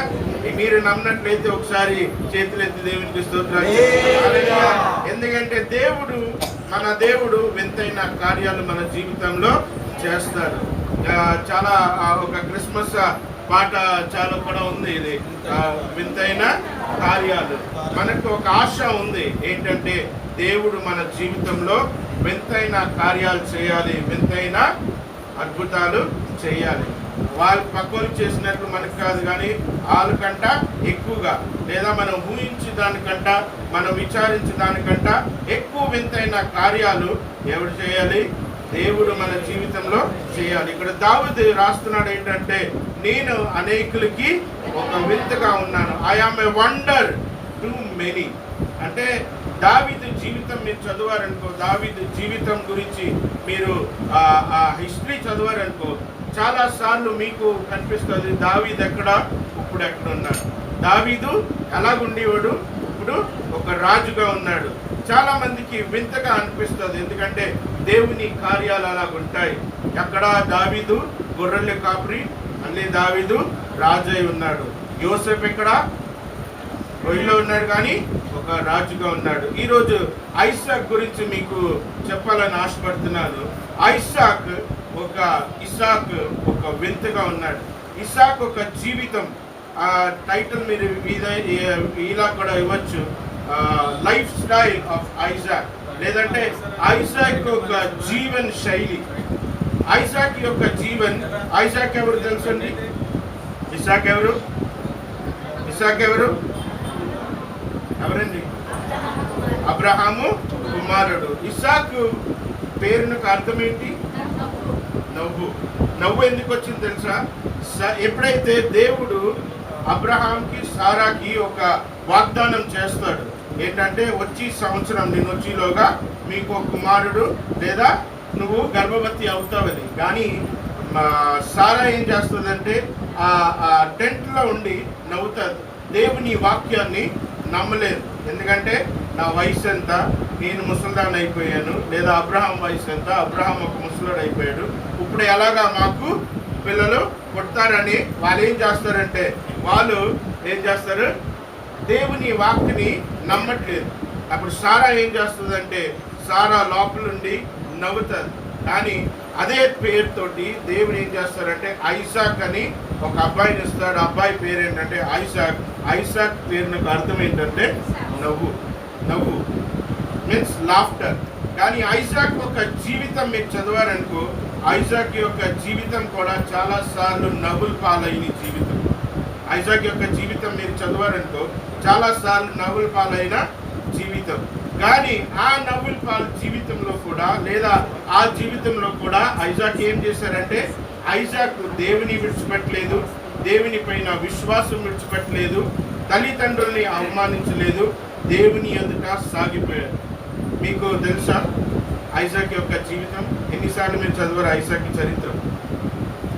ఐజాక్ హిస్టరీ ఎవరైనా చదివారా? చాలాసార్లు మనం చదువు, మనకు అంతే తెలుసు. ఎందుకంటే మోరే పర్వతం మీద వెళ్ళి ఐజాక్ని బలి అర్పణగా అబ్రహాం అర్పిస్తాడు, కానీ దేవుడు అక్కడి నుంచి ఆపేస్తాడు. అదే స్టోరీ తెలుసు. కానీ ఐజాక్ యొక్క జీవితం మీరు చూసారనుకో, చాలాసార్లు వాళ్ళ స్నేహితులు, బంధుమిత్రులు లేదా వాళ్ళతో తోటి ఉన్న చాలాసార్లు నవ్వుల పాలు చేశారు, కానీ ఐజాక్ ఎప్పుడు దేవుని అవమానించలేదు. ఐజాక్ ఒక జీవితం చాలా మందికి ఒక వింతగా ఉన్నారు. ఒకసారి జాన్ ఐజాక్ ఇద్దరు ఆడుకుంటున్నారు. మా జాన్ ఐజాక్ ముగ్గురు ఆడుకుంటే వాళ్ళ డాడీ నెతుక్కుంటూ వస్తున్నారు. ఎవరి కోసం? అబ్రహాం ఐజాక్ కోసం నెతుక్కుంటూ వస్తున్నాడు. జాయ్ అంటాడు, ఐజాక్ చూడు మీ తాతయ్య వస్తున్నాడని. నవ్వుతా అంటాడు, ఇదిగో మీ తాతయ్య వస్తున్నాడు. ఐజాక్ అంటాడు, అరే జాయ్ అది మా తాతయ్య కాదు, మా డాడీ. ఎవరంటారు? ఐజాక్ అంటాడు, అతను మా తాతయ్య కాదు. ఎందుకంటే అబ్రహాంకి అప్పుడు ఎంత వయసు? ఎంత? అబ్రహాంకి వయసు ఎంత? 100+. జాయ్ అంటాడు, అదిగో మీ తాతయ్య వస్తున్నాడు. కానీ ఐజాక్ అంటాడు, లేదు తన మా డాడీ. అలాగని సారా తర్వాత ఐజాక్ కోసం వస్తుంటే జాన్ అంటాడు, అరే ఐజాక్ అనియా మీ అమ్మమ్మ వస్తుంది అంటాడు. కానీ అప్పుడు ఎవరు వస్తున్నారు అంటారు? ఐజాక్ ఎవరు వస్తారు? వాళ్ళు మమ్మీ. ఆ టైంలో కూడా ఐజాక్ యొక్క విశ్వాసం చూడండి, ఆ టైంలో కూడా ఐజాక్ యొక్క జీవితం చూడండి. చాలా మంది ఏంటంటే అవమానిస్తున్నారు, మీ మమ్మీ డాడీ ఎంత ముసలో లేనరా బాబు, మా మమ్మీ డాడీ చూడండి, మీ మమ్మీ డాడీ చూడండి అని చాలాసార్లు అవమానిస్తారు. కానీ అక్కడ కూడా ఐజాక్ ఏం చేస్తున్నాడంటే దుఃఖపడట్లేదు. ఐజాక్ దుఃఖపడుతున్నాడా? లేదండి, నవ్వుతో చెప్తున్నాడు, తిన మా డాడీ తిన మా మమ్మీ అని. అలాగనే స్కూల్కి వెళ్ళాడు. సిపి బ్రౌన్ స్కూల్కి వెళ్తే సంతోషి టీచర్ అన్నది, అరే ఐజాక్ రేపు మీ మమ్మీ డాడీని తీసుకురావాలంటే అబ్రహాం సారాని తీసుకెళ్తాడు. తీసుకెళ్తే సంతోషి టీచర్ గేట్ దగ్గర నుంచి అంటది, అరే బాబు నేను మమ్మీ డాడీని తీసుకురామంటే నువ్వు మీ తాతయ్య అమ్మని తీసుకొచ్చావేంటంటే. కానీ ఐజాక్ అక్కడ కూడా స్కూల్లో కూడా ఏం చేశాడు? విధేయుగా ఉన్నాడు. అక్కడ ఏం చెప్పాడు? తినమా మమ్మీ డాడీ. ఐజాక్ యొక్క జీవితం మీరు చూశారనుకో, చాలాసార్లు సొసైటీలో అవమానం పొందుకున్నాడు. చాలాసార్లు అన్నారు, అరే మీ మమ్మీ డాడీ చాలా ఇది ఏంటంటే ఇంత వయసులో నువ్వు వచ్చావేంట్రా, మీ మమ్మీ డాడీకి ఎంత శ్రాపం ఉంది, లేదా మీ మమ్మీ డాడీ అసలు భయభక్తిగా లేరు, అందుకే నువ్వు ఇంత లేటుగా పుట్టావని చాలాసార్లు అని ఉంటారు. కానీ ఐజాక్ ఏమంటాడంటే, నేను దేవుని వల్ల ఒక వాగ్దానంగా వచ్చిన ఒక కుమారుడి, అందుకే మా ఇంట్లో ఏముంది? నవ్వుంది. నా పేరు వెనకాల ఏముంది? నవ్వుంది. ఐజాక్ అంటే లాఫ్. చాలాసార్లు మనం ఏమనుకుంటామంటే ఏదో పేర్లు పెట్టేసుకుంటాం, కానీ పేరు వెనకాల మీనింగ్స్ ఉండవు. కానీ ఇక్కడ ఐజాక్ ఏమంటాడంటే, నేను ఒక వాగ్దానం పుత్రుడిని, ఎందుకంటే నేను పుట్టిన తర్వాత మా ఇంట్లో ఏమొచ్చింది? నవ్వు వచ్చింది. నేను పుట్టిన తర్వాత మా ఇంట్లో ఆశీర్వాదం వచ్చింది. ఆ చిన్నతనంలో కూడా తన విశ్వాసం ఎలాగుందంటే ఒక మెచ్యూర్ బిలీవర్ లాగా తన విశ్వాసాన్ని ఏం చేసుకున్నాడంటే గట్టిగా ఉన్నది. చాలాసార్లు మనం ఏమంటే కొన్ని కష్టాలు వచ్చినప్పుడు, కొన్ని అవమానాలు వచ్చినప్పుడు మనం ఏం చేస్తున్నామంటే దేవుణ్ణి నిందిస్తాము, దేవుణ్ణి దూషిస్తున్నాము, దేవుణ్ణి మనం ఏం చేస్తున్నామంటే వదిలిపెట్టేస్తున్నాము. కారణం ఏంటంటే మనకి ఆ విశ్వాసం లేదంటే. ఎందుకంటే దేవుడు మనల్ని పిలిచినంత ఆ విశ్వాసం మన జీవితంలో లేదు. చాలాసార్లు మనం ఏం చేస్తున్నామంటే దేవుణ్ణి కూడా అవమానిస్తున్నాము, మన బంధుమిత్రులను కూడా అవమానిస్తాము, లేదా మన తల్లిదండ్రులను కూడా చాలాసార్లు మనం ఏం చేస్తాము? అవమానిస్తున్నాం. కారణం ఏంటంటే నేను ఇప్పుడు న్యూ టెక్నాలజీ 21st సెంచురీ అబ్బాయిని లేదా 21st సెంచురీ అమ్మాయిని, నువ్వేమో పాతకాలం ఏదో బీసీ నాడు నువ్వు ఉన్నావు, నీకు ఏమీ తెలియదు అని మనం చాలాసార్లు ఏం చేస్తున్నామంటే అవమానం చేస్తున్నాం. కానీ ఇస్సాక్ ఏం చేస్తున్నాడంటే ఒక వింతగా ఉండి ఆ సొసైటీలో పిల్లల మధ్యలో ఏం చేస్తున్నాడంటే తన తల్లిదండ్రుల్ని హెచ్చిస్తాడు. ఏం చేస్తున్నాడంటే నేను మా నాన్న, తిన మా అమ్మాయిని, తన మా అమ్మ అని ఏం చేస్తున్నాడంటే దేవుని గణపరుస్తాడు. ఇది బాల్య అవస్థ. దాని తర్వాత ఒక వయసుకు వస్తున్నాడు. వయసు ఏంటంటే టీనేజ్ ఏజ్లోకి వస్తున్నాడు. టీనేజ్ ఏజ్లోకి వచ్చినప్పుడు ఇస్సాక్ ఏం చేస్తున్నాడంటే తన తండ్రి మాటకి ఏం చేస్తున్నాడంటే విధేయుడు అవుతున్నాడు. కారణం ఏంటంటే దేవుడు అబ్రహాంకి ఏం చెప్పాడంటే నీ కుమారుని తీసుకెళ్ళి నువ్వేం చేయాలి? బలి అర్పణ చేయాలి. కానీ ఆ టైంలో ఐజాక్కి ఎంత బలం ఉందంటే తన డాడీ ఏం చేస్తున్నాడంటే ఆ కట్టినప్పుడు లేదా ఆ చేతులు కాలు కట్టినప్పుడు తనకి అంత బలం ఉంది. అబ్రహాంకి తిరుగుబాటు చేసే ఒక స్వభావం రావచ్చు. ఈ రోజుల్లో టీనేజర్లో ఏంటంటే ఒక స్వభావం ఉంటుంది. ఏ స్వభావం అంటే తిరుగుబాటు చేసే స్వభావం. టీనేజర్ ఏంటి, యంగ్ ఏంటి, మోడల్ ఏంటి, అల్లుడు ఏంటి, ఏం చేస్తారంటే వాళ్ళకి ఒక స్వభావం ఉంటుంది. ఏంటంటే వైట్ హెయిర్, లేదంటే ముస్లిం మాట ఏం చేస్తారంటే వాళ్ళు ఇన్ను రాస్తారు. చాలా ఏం చేస్తారంటే తిరుగుబాటు స్వభావం. అది మీలోనే ఉంది, నాలోనే ఉంది, చాలా చాలా చాలా మటు అందరిలో ఉంటుంది. కొంతమంది ఏం చేస్తారంటే సేవకులు మాట్లాడరు, కొంతమంది ఏం చేస్తారంటే తల్లిదండ్రులు మాట్లాడరు, కొంతమంది ఏం చేస్తారంటే స్కూల్లో వినరు, కొంతమంది ఏం చేస్తారంటే కాలేజీల్లో వింటారు. ఒక తిరుగుబాటు స్వభావం ఉంటుంది. ఇక్కడ ఐజాక్ జీవితంలో మనం చూసినట్లయితే చిన్నప్పటి నుంచి వాళ్ళ తల్లిదండ్రులు దేవునిలో పెంచారు. దేవుని మాటలు, అరే ఐజాక్ బలి ఇలాగ ఇవ్వాలి, వాక్యం ఇలా చదవాలి, ప్రార్థనలు ఇలా చేయాలి, నువ్వు ఎలాగా దేవునికి బలియాగం చేయాలని చిన్నప్పటి నుంచి నేర్పించేసరికి ఎప్పుడైతే ఐజాక్ స్వయంగా బలి అవటానికి ఆ బలిపీఠంలో ఉన్నప్పుడు ఐజాక్ ఏం చేస్తున్నాడంటే తన తండ్రి మాటకి దేవుని మాటకి విధేయుడై ఉంటాడు. హల్లెలూయా. అక్కడ కూడా అక్కడ ఐజాక్ ఏం చేస్తున్నాడంటే ఒక వింతగా, ఒక వండర్గా అబ్రహాం కూడా ఊహించలేదు. అబ్రహాం మేబీ అనుకోవచ్చు, నేను నాకు అబ్బాయిని బలి చేస్తానికి నేను కొండ మీదకి వెళ్తున్నాను. అక్కడికి వెళ్ళిన తర్వాత ఐజాక్ ఏం చేస్తాడు? ఎందుకంటే తన యవనస్తుడు, నేను చాలా బలహీను, లేదా నేను చాలా వయసులో ఉన్నాను. అక్కడ ఐజాక్ ఏం చేస్తాడు? కానీ అబ్రహాం ఏం చేస్తాడంటే దేవుని మాటకి విధేయ్యాడు. అలాగే ఐజాక్ కూడా ఏంటంటే దేవుని మాటకి విధేయ్యాడు, తల్లిదండ్రుల మాటకి విధేయ్యాడు. అక్కడ కొండ మీద ఎక్కుతుందిగా ఐజాక్ ఒక మాట అంటాడు, డాడీ మనమైతే దేవునికి బలి అర్పణ చేస్తానికి వెళ్తున్నాము, కానీ ఆ బలియాగం చేస్తానికి ఆ బలి ఏది, లేదా ఆ గొర్రె పిల్ల ఏదని. అప్పుడు అబ్రహాం ఒకటే మాట చెప్తాడు, గాడ్ విల్ ప్రొవైడ్, యెహోవా ఈరే తనే చూసుకుందని ఒక మాట చెప్తున్నాడు.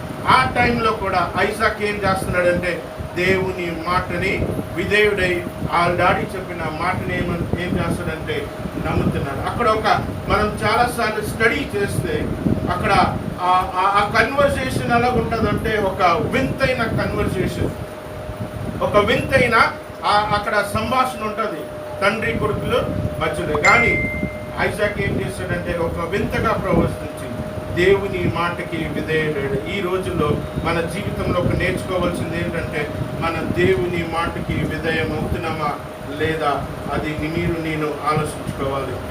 నేను దేవుని గణపరుస్తున్నామా లేదా, అది ఆలోచించుకోవాలి. చాలాసార్లు మనం సేవకుల మాటలు కూడా ఏం చేస్తామంటే ఆ తిరుగుబాటు స్వభావంతో మనం ఏం చేస్తామంటే తిరుగుబాటు చేస్తాం. కానీ ఇక్కడ ఐజాక్ ఏం చేస్తున్నాడంటే ఒక వింతగా దేవుని కోసం ఒక వింతగా ప్రకాశించి ఏం చేస్తాడంటే దేవుని మాటకి అలాగే తన తండ్రి మాటకి విధేయుడై అవుతాడు. ఇది టీనేజ్.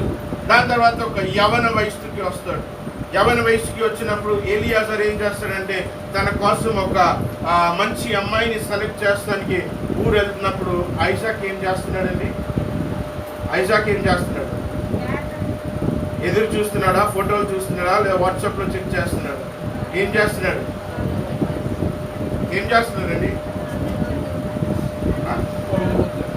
ఎలియాజర్ ఏం చేస్తున్నాడు? ఏదైనా కాబోయే భార్య ఎలాగుంటుందని, అది అందం ఎలాగుంటుందని ఊహించుకుంటున్నాడా? లేదు. తన ఏం చేస్తున్నాడంటే సాయంకాల సమయంలో ఆ యవన ప్రాయంలో తనకు ఒక అలవాటు ఉంది. ఏంటంటే మార్నింగ్, ఆఫ్టర్నూన్, ఈవినింగ్ ప్రార్థన చేసే ఒక అలవాటు ఉంది. తను ఏం చేస్తున్నాడంటే ఆ పొలంలో కూర్చుని తన సహకారి కోసం లేదా ఈ అమ్మాయి కోసం ఏం చేస్తున్నాడంటే ప్రార్థన చేస్తున్నాడు.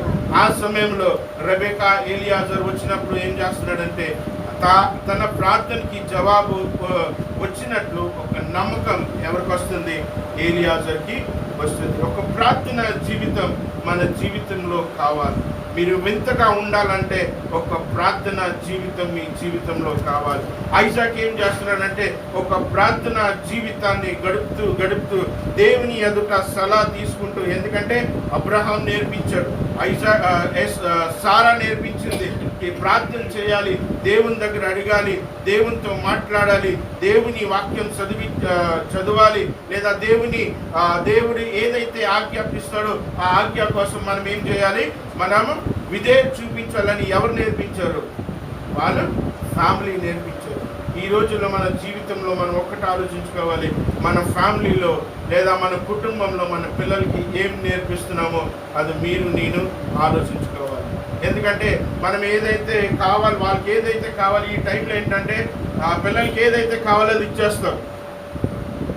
మా జాయ్ బుల్లి బిర్యానీ కావాలంటే నేనైనా లేదా గ్రేస్ అయినా వండేసి ఇచ్చేస్తాం. మొబైల్ కావాలంటే చాలా ఆలోచిస్తాం. కానీ ఎవరి దగ్గర అయితే ఎక్కువ డబ్బులు లేవు, లేదంటే ఎవరైతే కొంచెం తక్కువ డబ్బులు ఉంటారో ఆ అబ్బాయి డ్యూక్ బైక్ కావాలన్నా లోన్ తీసుకునైనా బైక్ ఇచ్చేస్తారు. ఫోన్ కావాలన్నా కాస్ట్లీ ఫోన్ 30,000 ఫోన్ పిల్లల చేతిలో ఉంటే ఇంకా మనం ఏం చేస్తాం? 30,000. ఇప్పుడు కొత్తది ఫోన్ వస్తుంది, OnePlus 8 5G 80,000 ఫోన్ అంట. 80,000 ఫోన్ కూడా పిల్లలు కొనేసి పిల్లలు ఏం చేస్తారంటే వారి జీవితంలో లగ్జరియస్ లైఫ్కి అలవాటు పడిపోతున్నారు. కష్టమేంటి వాళ్ళకి తెలియట్లేదు. కష్టమేంటి తెలియట్లేదు. ముందైతే ఒక బర్త్డేకే కొత్త బట్టలు వచ్చి, లేదా December 25th అయినా 31st కొత్త బట్టలు వచ్చి, ఇప్పుడు ఏదైనా ప్రతి నెల మనకి ఒక కొత్త బట్టలు కొని స్తోమత దేవుడు మనకి ఇచ్చారు. అందుకనే పిల్లలకి ఏం చేస్తారంటే కష్టం తెలియట్లేదు. పిల్లలకి కష్టం తెలియట్లేదు. మాకు మనం చిన్నప్పుడు స్కూల్ ప్యాంట్లు చిరిగిపోయినా, షర్ట్లు చిరిగిపోయినా కుట్టేసుకుని మళ్ళీ అదే స్కూల్లోకి వెళ్ళేటప్పటికి అప్పుడు మనకి ఆ కష్టం తెలియదు. అప్పుడు చాలాసార్లు మనం ఏంటంటే మన తల్లిదండ్రులు అనుకుంటాం, నేను కనీసం ఒక కొత్త షూ అయినా కొనట్లేదు, లేదా కొత్త ప్యాంట్ అయినా కొనట్లేదు, కొత్త షర్ట్ అయినా కొనట్లేదు అని మనం చాలాసార్లు తిట్టుకున్నాము, లేదా చాలాసార్లు మనం అనుకున్నాం. కానీ ఇప్పుడు మనకి తెలిసింది ఏంటంటే కష్టపడి డబ్బులు సంపాదించాలంటే చాలా కష్టం. అందుకంటే ఇప్పుడు పిల్లలకి ఏంటంటే లగ్జరీ అలవాటు అయిపోయి వాళ్ళకి కష్టం ఏంటో తెలియట్లేదు. కానీ ఇక్కడ ఐసాక్ జీవితంలో ఒకటి ఉంది, ఏంటంటే కష్టపడి ప్రార్థన చేసుకుని తన జీవితానికి కావలసిన భార్యని తను తెచ్చుకుంది. హల్లెలూయా. ఆ ఈవినింగ్ టైంలో తను కావాలంటే ఫ్రెండ్స్ దగ్గర బయటికి వెళ్ళొచ్చు, చికెన్ పకోడీ తినొచ్చు, లేదా ఏదైనా లగ్జరియస్ లైఫ్.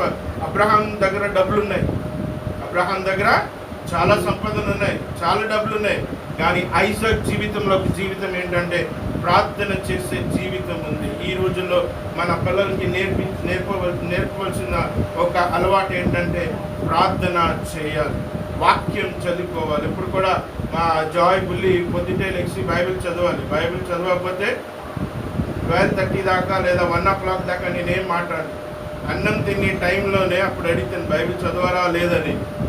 లేదు చదవలేదంటే 119 Psalms 119 1 నుంచి 150 దాకా చదివి అప్పుడు వచ్చి తర్వాతే అన్నం తిన్నారు. ఆ మధ్యలో మా ఇద్దరిది అయిపోతాయి, ఆ మధ్యలో మా ఇద్దరిది భోజనాలు అయిపోతాయి. ఆ తర్వాత 1 నుంచి 150 దాకా చదివి అప్పుడు చదువుకునే అది తినాలి. అంటే దేవుని వాక్యం చదివించడం, లేదా దేవుని దగ్గర మనం ఏం చేయాలంటే పిల్లలకు ఒక అలవాట్లు నేర్పించాలి. లేదు ఎందుకంటే ఇప్పుడు మన దగ్గరికి టెక్నాలజీ ఎలాగొచ్చిందంటే కొన్ని సంవత్సరాలు పోతే ఈ బైబిల్ మనం క్యారీ చేయలేము. యూట్యూబ్ కూడా, జూమ్ యాప్, ఏదో యాప్ అయినా అవన్నీ క్లోజ్లు అయిపోతాయి. ఎందుకంటే ఇప్పుడు అన్ని సువార్తలు దేంట్లో వస్తున్నాయి తెలుసా? మొబైల్ యాప్స్లోనే వస్తున్నాయి. ఒక్కరోజు ఎలాగొస్తుందంటే వాళ్ళు ఎవరైనా చేస్తారు. ఇప్పుడు క్రిస్టియన్స్ మీటింగ్ అన్ని ఏ యాప్స్లో స్టాప్ చేసేయాలని చెప్తే మనం ఏమీ చేయలేము. కానీ దేవుని వాక్యం, ప్రార్థనా జీవితం మన జీవితంలో ఉంటే ఎంత కష్టం వచ్చినా, ఎంత నష్టం వచ్చినా ఆ జీవితం వల్ల మనం ముందుకు సాగిపోదాం. ఐజాక్ జీవితంలో యవన ప్రాయంలో ఏంటంటే ఒక ప్రార్థన చేసే జీవితం ఉంది. పెళ్ళి అయిపోయిన తర్వాత ఇంకొక జీవితం ఉంది ఐజాక్ జీవితంలో. ఇంకొక స్టేజ్ ఏది ఉందంటే తన జీవితంలో కరువు వచ్చింది. ఐగుప్తులో ఉన్నప్పుడు ఏమొచ్చింది? కరువు వచ్చినప్పుడు వాళ్ళు ఏం చేస్తారంటే దేవుని మాట వినుకోకుండా ఎక్కడికి వెళ్ళారు? ఐగుప్తులోకి వెళ్ళారు. కానీ దేవుడు ఏం చెప్తున్నాడంటే నువ్వు అక్కడే ఉండి నువ్వేం చేయాలంటే నువ్వు అక్కడే ఉండి నీ ఫ్యామిలీ జీవితాన్ని గడపాలి. అప్పటికే అబ్రహాం దగ్గర, ఐసాక్ దగ్గర బోల్డ్ సంపాదన ఉంది, బోల్డ్ డబ్బులు ఉన్నాయి. కానీ అక్కడ ఏం రాస్తుందంటే కరువు సమయంలో కూడా ఎవరు కొయ్యలేని పంట ఎవరు కోసారు? ఐసాకు కోసారు. ఈ కరోనా సమయంలో చాలామంది మనం చాలాసార్లు భయపడిపోతున్నాము. రేపు ఎలా జరుగుతుంది, వచ్చి నెల ఏమవుతుంది, లేదా వచ్చి సంవత్సరం ఏమవుతుందని మనం చాలాసార్లు భయపడిపోతాం. కానీ ఇక్కడ దేవుని వాక్యం ఏం రాస్తుందంటే ఆ కరువు సమయంలో ఐసాకు కొయ్యలేని పంట, లేదా ముందు కన్నా ఎక్కువ పంటని ఎవరు కోసారు?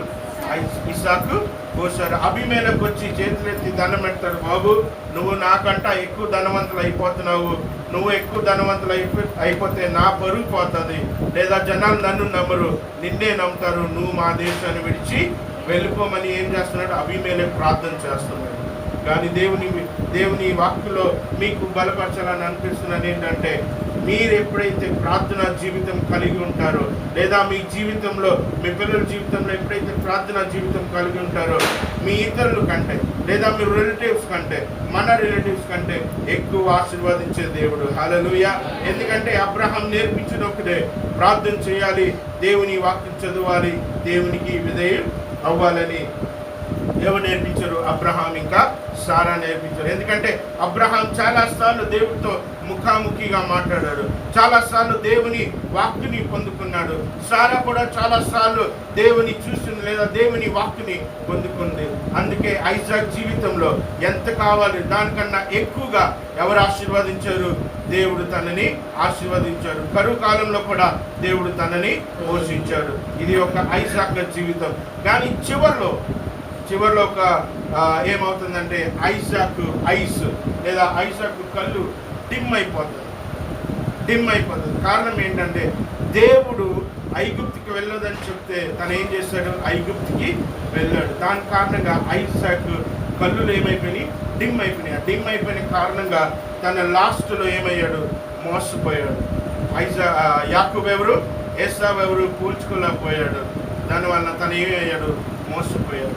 కానీ మన జీవితంలో ఒక్కటి నేర్చుకోవాలి, ఎప్పుడైతే మనం దేవుని వాక్యకి విధేయులమవుతామో, దేవుని వాక్యం మనం గైకొంటామో, దేవుడు మీ జీవితాన్ని ఒక వింతగా మార్చబోతున్నాడు. హల్లెలూయా. ఈ ఉపవాస ప్రార్థనలో 26 నుంచి మనకు స్టార్ట్ అయిన ఉపవాస ప్రార్థనలో ఎప్పుడైతే మీరు బలంగా దేవుని ప్రార్థిస్తారో, దేవుని వాక్యాన్ని చదువుకుంటారో, ఒక ప్రార్థన జీవితాన్ని కలిగి ఉంటారు, దేవుడు మిమ్మల్ని ఒక వింతగా మార్చబోతున్నారు. హల్లెలూయా.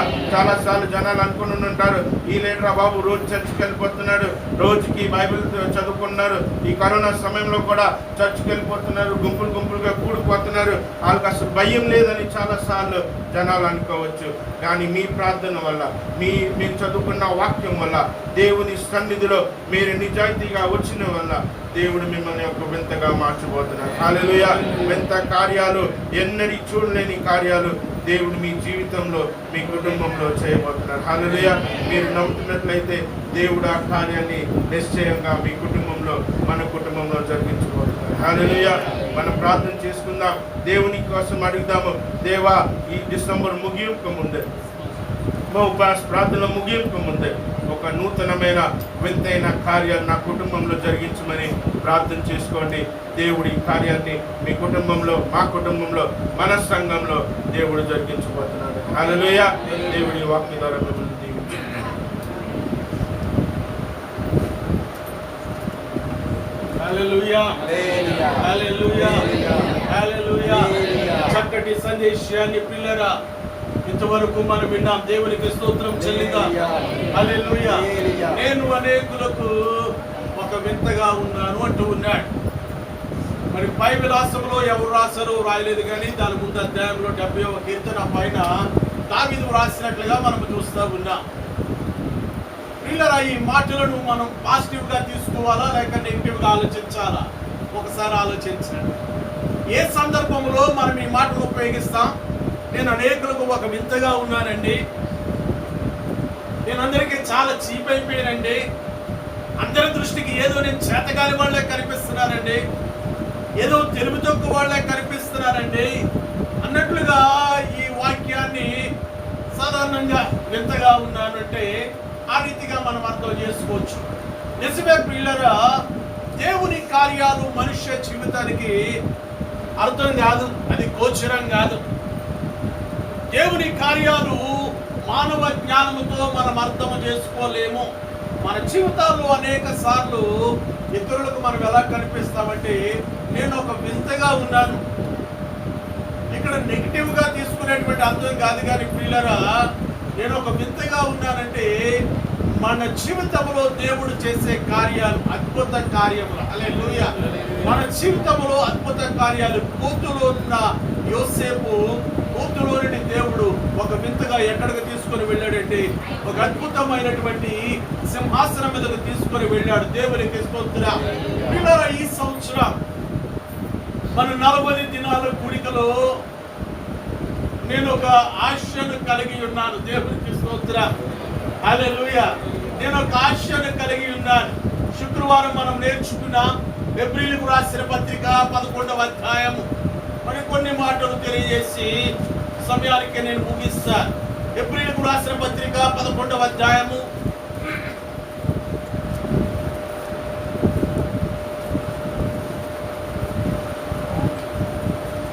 7వ వచనాన్ని మరొక మారు చదువుకుందాం. 11:7. విశ్వాసమును బట్టి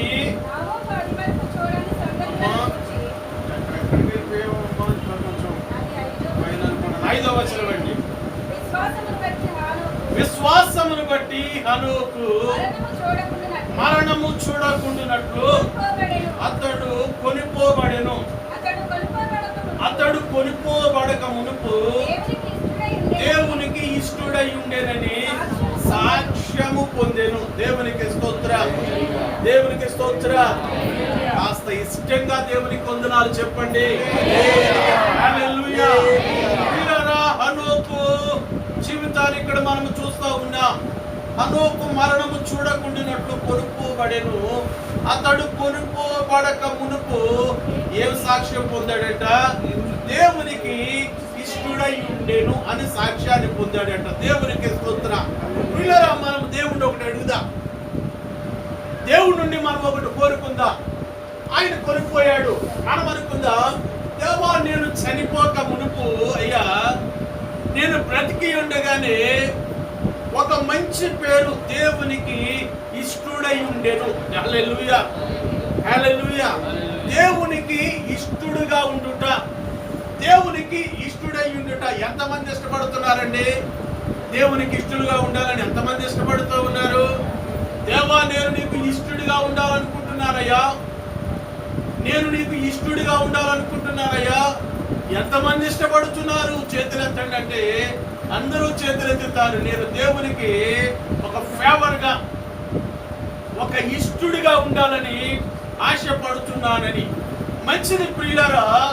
దేవునికి ఇష్టుడై ఉన్నాడని ఎవరు సాక్ష్యం చెప్తున్నారంటే దేవుడే సాక్ష్యాన్ని చెప్తా ఉన్నాడు. దేవునికి స్తోత్రం. దేవుడే కొంతమంది గురించి సాక్ష్యం చెప్పాడు. బైబిల్ గ్రంథంలో అనేక మంది గురించి మనము చూస్తాం. అబ్రహాము గారు జ్ఞాపకం చేసుకుంటే ఆయన కూడా మంచి సాక్ష్యమును కలిగి ఉన్నాడు. దేవునికి స్తోత్రం. దేవుడు మంచి సాక్ష్యాన్ని దేవుడే పలికినట్లుగా మనము చూస్తూ ఉన్నాం. పిల్లరా, ఒక వ్యక్తికి ఇష్టుడై ఉండాలంటే మనం ఏం చేయాలి? ఒక మనిషికి మనం ఇష్టుడై ఉండాలంటే మనం ఏం చేయాలి? ఎలాగా మనము దేవునికి ఇష్టుడిగా ఉండగలము? శుక్రవారం నేను తెలియజేసినటువంటి అంశంలో మొట్టమొదటిది హనోకు దేవునితో నడిచాడు. హల్లెలూయా. దేవునితో నడిచాడు. దేవునితో నడుచుట ద్వారా, దేవునితో కలిసి నడుచుట ద్వారా, హల్లెలూయా, దేవునితో కలిసి నడుస్తూ ఉన్నాడు. ఇప్పుడు దేవుడు ఏమంటున్నాడంటే హనోకు నాకు ఇష్టుడు అంటూ ఉన్నాడు. దేవునికి స్తోత్రం. మన పిల్లలు మనకిష్టులుగా ఉండాలని మనం ఆశపడుతూ ఉంటాం. మనము మన పిల్లలకు ఇష్టులుగా ఉండాలని మనం ఆశపడుతూ ఉంటాం. ఎప్పుడు ఆ కార్యాన్ని మనం పొందుకెళ్ళని ముందు ఇలాగా తూర్పుకెళ్ళి ముందు ఒక ఇంటి తొట్టెప్పు కనుక ఎలాగుంటే ముందెట్టెళ్ళలే తూర్పుకి కాస్త అక్కడ వరకు వెళ్ళి అక్కడి నుంచి తిరిగి రావాలి. ఓకే, మంచిది. దేవుని యందు మనకి ఎంత విశ్వాసం ఉందో, దేవా నీ దూతలు నాకు పంపించిన ఆయన, ఏ అపాయములు రాకుండా నాకు కావల కాయను ఆయన ఎల్లగానే. ఇదేంటండి వాళ్ళు ఎదురు వచ్చారు, ఈ వేళ అయిపోయింది నా పనికి, ఈరోజు నాకేమి శుభం కలగదు. పాపం చాగంటి గారు చెప్తున్నారు, అదేం చేసిందండి పిల్లే, దాని పాటలు, దాని తెప్పలో, దాని ఆహారం కోసం అది ఏదో ఎత్తుక్కుంటా ఉంటే ఈ వేళ నాకు పిల్లి ఎదురొచ్చింది కనుక నాకేం కలుగుతుంది? అశుభమా? శుభ గడియలా? శుభదినాలా? లేకపోతే ఏమేవో చూసుకుంటా ఉంటారా? దేని మీద మన నమ్మకం ఉంది? దేని నమ్ముతా ఉన్నా పిల్లరా? ఇన్ని పెళ్ళిళ్ళు చేసాం, ఇన్ని క్యాలెండర్లు, ఇన్ని కార్యక్రమాలు చేసాం. ఎప్పుడు కార్యక్రమాలు చేసినా మనకి ఏ రోజు అనుకూలం ఉంటుందో అలాంటి రోజు అనుకుని ఆ రోజున నిర్ణయించుకోవటమే తప్ప మరెప్పుడు కూడా, ఎందుకంటే మన నమ్మకం ఎవరి మీద? దేవుని మీద నమ్మకం ఉందా నీకు? ఉంది. దైవజనుడి మీద నమ్మకం ఉందా నీకు? ఉంది.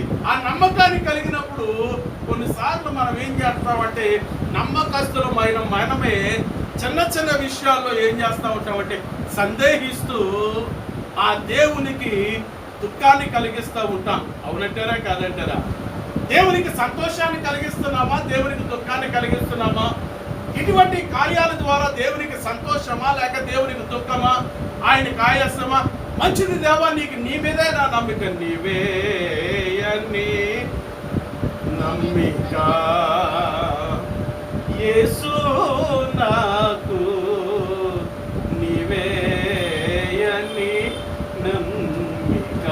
అయ్యా నీవే అని నేను నమ్ముతా ఉన్నానయ్యా. యేసు నీవే నాకు, నీవే మార్గంబు, నీవే సత్యంబు, నీవే జీవంబు, నీవే సర్వంబు,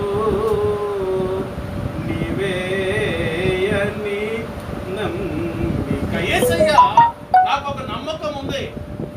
అదేంటంటే నీవే నాకు, నీవు నా కార్యమును సఫలము చేయు దేవుడు. ఎన్నో కీర్తన ఈరోజు చదివా? 57. నీవు నా కార్యమును సఫలము చేయు దేవుడు అని నాకు నమ్మకం ఉందా నీకు? నీవు నమ్మావా? అబ్రాహాము దేవుని నమ్మాడు అంటే ప్రియులరా, నమ్ముటలో 3 ముఖ్యమైనటువంటి విషయాలు నేను ముందుగానే జ్ఞాపకం చేశాను.